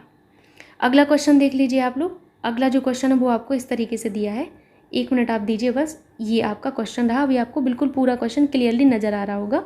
निम्नलिखित सारणी का अध्ययन कीजिए और उसके आधार पर प्रश्नों के उत्तर दीजिए। तो यहाँ पर आपके 5 विद्यालय की वार्षिक आय जो है 1000 रुपयों में दर्शाई गई है। ये देख लीजिए 5 विद्यालय A, B, C, D और E हैं, इनकी आय जो है दर्शाई गई है। अब आप क्वेश्चन को देखिए, ठीक है। मैं थोड़ा सा अभी क्वेश्चन को इस तरीके से कर देती हूँ तो आपको ठीक से दिखेगा।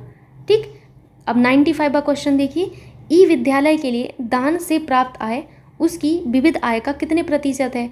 तो पहले आप ई विद्यालय को देख लीजिए और दान से प्राप्त आय देख लीजिए।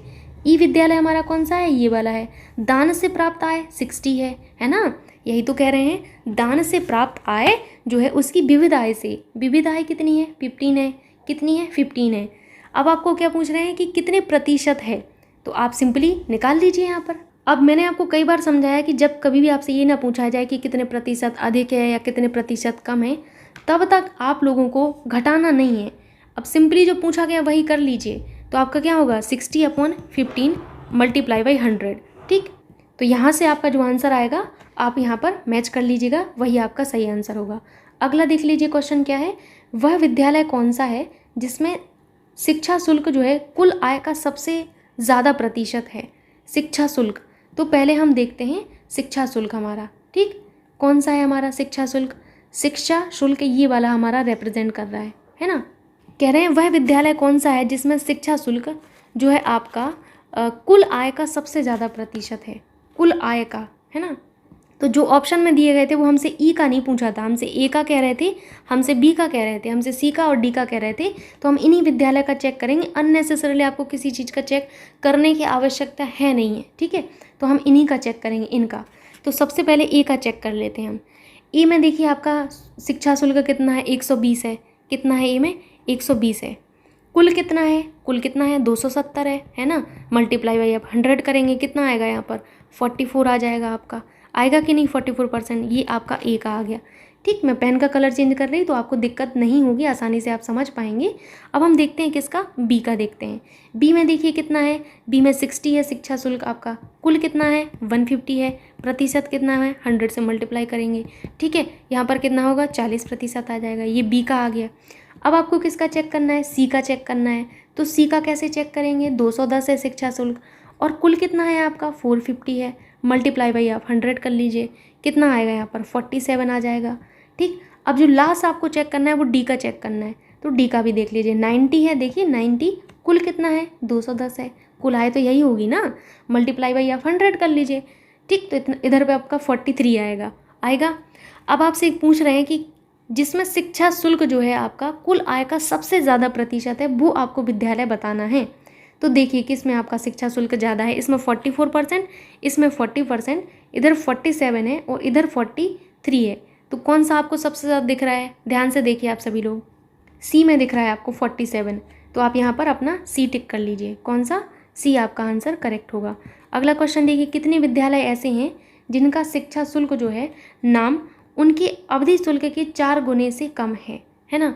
तो देखते हैं हम पहले शिक्षा शुल्क को देखते हैं, फिर कह रहे हैं अवधि शुल्क के 4 गुना से कम है, तो हम 4 गुना करेंगे। शिक्षा शुल्क देखिए जिन जिन विद्यालय का कहा गया सभी विद्यालय को चेक करना है यहाँ पर। तो आप देखेंगे यहाँ पर 120 है शिक्षा शुल्क, कितना है ए का देखिए 120 है।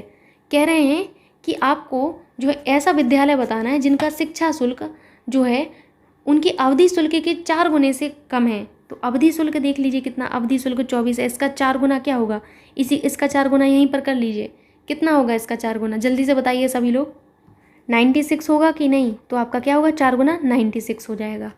तो यही तो आपसे पूछ रहे थे कि जिनका शिक्षा शुल्क जो है उनके नाम जो आपका है उनके अवधि शुल्क के 4 गुने से कम होना चाहिए, 4 गुने से कम होना चाहिए, लेकिन शिक्षा शुल्क यहाँ पर ज़्यादा है, जबकि आपका ये जो है 96 आया है, तो ये तो कम है ना, ये ज़्यादा है, तो ये तो सेटिस्फाई नहीं कर रहा ए। अब हम बी को चेक करेंगे, किसको, बी को चेक करेंगे। बी में देखिए शिक्षा शुल्क 60 है। अब इनका जो ये वाला शुल्क है अवधि शुल्क, उसका 4 गुना 12 चौक कितना होता है 48 होता है कि नहीं। तो देखिए कौन सा आपका ज़्यादा है, तो आप कहेंगे कि शिक्षा शुल्क ज़्यादा है और ये हमारा कम है ना, ये तो कम है और ये हमारा शिक्षा शुल्क ज़्यादा है, ये भी आपका सेटिस्फाई नहीं हो रहा है। अगला ऑप्शन देख लीजिए, अगला ऑप्शन क्या है आपसे, सी का कह रहे हैं, सी का आपका क्या है 45 है, सी का 210 है, सॉरी 210 है, और इसका आपको जो है 4 गुना करना पड़ेगा, कितना होगा यहाँ पर 180 होगा कि नहीं। तो बताइए यहाँ पर भी ये आपका अधिक आया है शिक्षा शुल्क। अगला देखिए डी, आपका जो है डी का चेक करना है। डी में चेक करेंगे जब आप ध्यान से देखिएगा, डी का आपका शिक्षा शुल्क 90 है और ये आपका 24 है, 24 से 4 में मल्टीप्लाई करिए तो 96 आता है। तो देखिए यही आपका जो है आपका शिक्षा शुल्क इसमें कम आया है, बाकी सब में शिक्षा शुल्क ज़्यादा है। सिर्फ आपका डी एक ऐसा है जिसमें आपका शिक्षा जो शुल्क है आपका उसके 4 गुने से आपका कम है कि नहीं। तो आपका कितने विद्यालय आ गए ऐसे, सिर्फ एक विद्यालय आया अभी तक, आया कि नहीं। अब आपको ई चेक करना है। ई में देखिए शिक्षा शुल्क कितना है 120 है, इसका आप जो है कितना करेंगे 4 गुना, तो कितना हो जाएगा 4 तिया 12 यानी कि 120 होगा कि नहीं। तो ये भी 120 है, ये भी 120 है, ये तो बराबर हो गया। चाहिए है कम, तो केवल एक विद्यालय ऐसा आया है जिसका जो है ये कंडीशन जो दी गई है वो सेटिस्फाई हो रही है। तो कौन सा आंसर सही होगा आपका, ये वाला करेक्ट होगा। अगला देखिए, वह कौन सा विद्यालय है जिसमें अनुदान से प्राप्त आय शिक्षा शुल्क का अनुपात सबसे कम है। ठीक, तो देखते हैं हम। आप देख लीजिए ऑप्शन में जो आपको हैं वही चेक करेंगे, सिर्फ ए नहीं है, बाकी तो सभी ही हैं हमारे। ठीक, तो हम बी को चेक करेंगे सबसे पहले। बी को चेक करिए। बी के पूछिए रहे अनुदान से प्राप्त आय, तो पहले अनुदान से प्राप्त आय इसको आप ऐसे कर लीजिए। अनुदान से प्राप्त आय जो है शिक्षा शुल्क का अनुपात सबसे कम आपको देखना है किस में है। अनुदान से प्राप्त आय बी में आपकी कितनी है 54 है। ठीक है, और किससे, शिक्षा शुल्क से अनुपात, तो ये तो 60 है, तो आपका 60 हो जाएगा, ये 0.9 आएगा। अब हम किसका चेक करेंगे, सी का चेक करिए। सी का कितना है, ध्यान से देखिए, सी का 120 है अनुदान से प्राप्त आय। शिक्षा शुल्क कितना है 210 है, अनुपात आप निकालेंगे तो 0.57 आएगा। ठीक, उसके बाद हम किसका देखेंगे, डी का देखेंगे। डी में देखिए ध्यान से 42 है कि नहीं, अनुदान से प्राप्त आय 42 है। शिक्षा शुल्क कितना है 90 है, कितना आएगा आपका 0.47 आएगा कि नहीं। अब लास्ट जो निकालना है वो ई का निकालना है, कितना है 55 है, और आपका जो है इनका शिक्षा शुल्क पर व्यय जो है 120 है, तो आप यहाँ पर कर लीजिए 0.46 आएगा। अब आप वैल्यूज़ को ध्यान से देखिए, 0.9, 0.57, 0.47, 0.46। क्वेश्चन क्या कह रहा था आपसे, वह कौन सा विद्यालय है जिसमें अनुदान से प्राप्त आय जो है शिक्षा शुल्क का अनुपात सबसे कम है। सबसे कम किस में आपको दिख रहा है, बताइए आप लोग, जल्दी से फटाफट से आंसर आना चाहिए आप लोगों का। सबसे कम इसमें किस में है, देखिए ये 46 वाला सबसे कम है। 90 होता है ये, 0.9 को आप यहाँ पर 0 बढ़ाइएगा। ठीक, इसके आगे 0 होगा कि नहीं। तो कंपैरिजन 2 अंकों से करें तो 2 अंक के लिए आप 0 रख के देख लिया करिए। तो यहाँ पर सबसे कम आपका यही है जो कि आपके किस में, ई विद्यालय में है। तो आपका जो आंसर आएगा वो ई विद्यालय आएगा, यानी कि आपका ई वाला ऑप्शन करेक्ट है। अगला क्वेश्चन आप लोग देख लीजिए। अगला क्वेश्चन 1 मिनट आप दीजिए, ये रहा आपको अगला क्वेश्चन। ठीक, 99 वाला जो क्वेश्चन है वो कुछ इस तरीके से आपको दिख रहा होगा। निर्देश आपको दिए गए हैं, दिए गए प्रश्न निम्न तालिका पर आधारित हैं, तालिका को पढ़कर दिए गए प्रश्नों की उत्तर दीजिए। ये आपकी तालिका थी। अब आपसे क्वेश्चन है कि 5 राज्यों में चावल का औसत उत्पादन बताइए। चावल ये है, आप इनका औसत उत्पादन नहीं बता पाएंगे, कैसे बताएंगे, 45 + 48 + 60 + 40 + 37 डिवाइडेड बाई क्या, 1 2 3 4 5, वही आपका औसत आ जाएगा। सिंपल सा है। अगला यहाँ पर जो क्वेश्चन है वो आपसे कुछ इस तरीके से है, ये भी सिंपल है कि दिए गए प्रश्न निम्न तालिका पर आधारित है, तालिका को पढ़कर दिए गए प्रश्नों के जो है उत्तर दीजिए। हम उत्तर दे लेंगे भाई, देखते हैं। राज्य आर में चावल और गेहूं की जो उत्पादित मात्राओं में अनुपात कितना था। आर देख लीजिए पहले आप, राज्य आर ये वाला है आपका। ठीक, कह रहे हैं इसमें चावल और गेहूँ, चावल कितना है 60 है, गेहूँ कितना है आपका 30 है। आप 60:30 करेंगे तो ये नहीं निकाल पाएंगे, 2:1 आएगा कि नहीं, सी ऑप्शन करेक्ट होगा। सो ये रहा आपका आज का पूरा प्रैक्टिस सेट। मैं आशा करती हूँ कि आज के प्रैक्टिस सेट में आपको कुछ नया मिला होगा और आपको ये अच्छा भी लगा होगा। यदि आपको वीडियो अच्छा लगता है तो मेरी एक ही रिक्वेस्ट होती है कि आप वीडियो को बस लाइक कर दिया करिए और अपने दोस्तों के साथ शेयर कर दिया करिए। Thank you.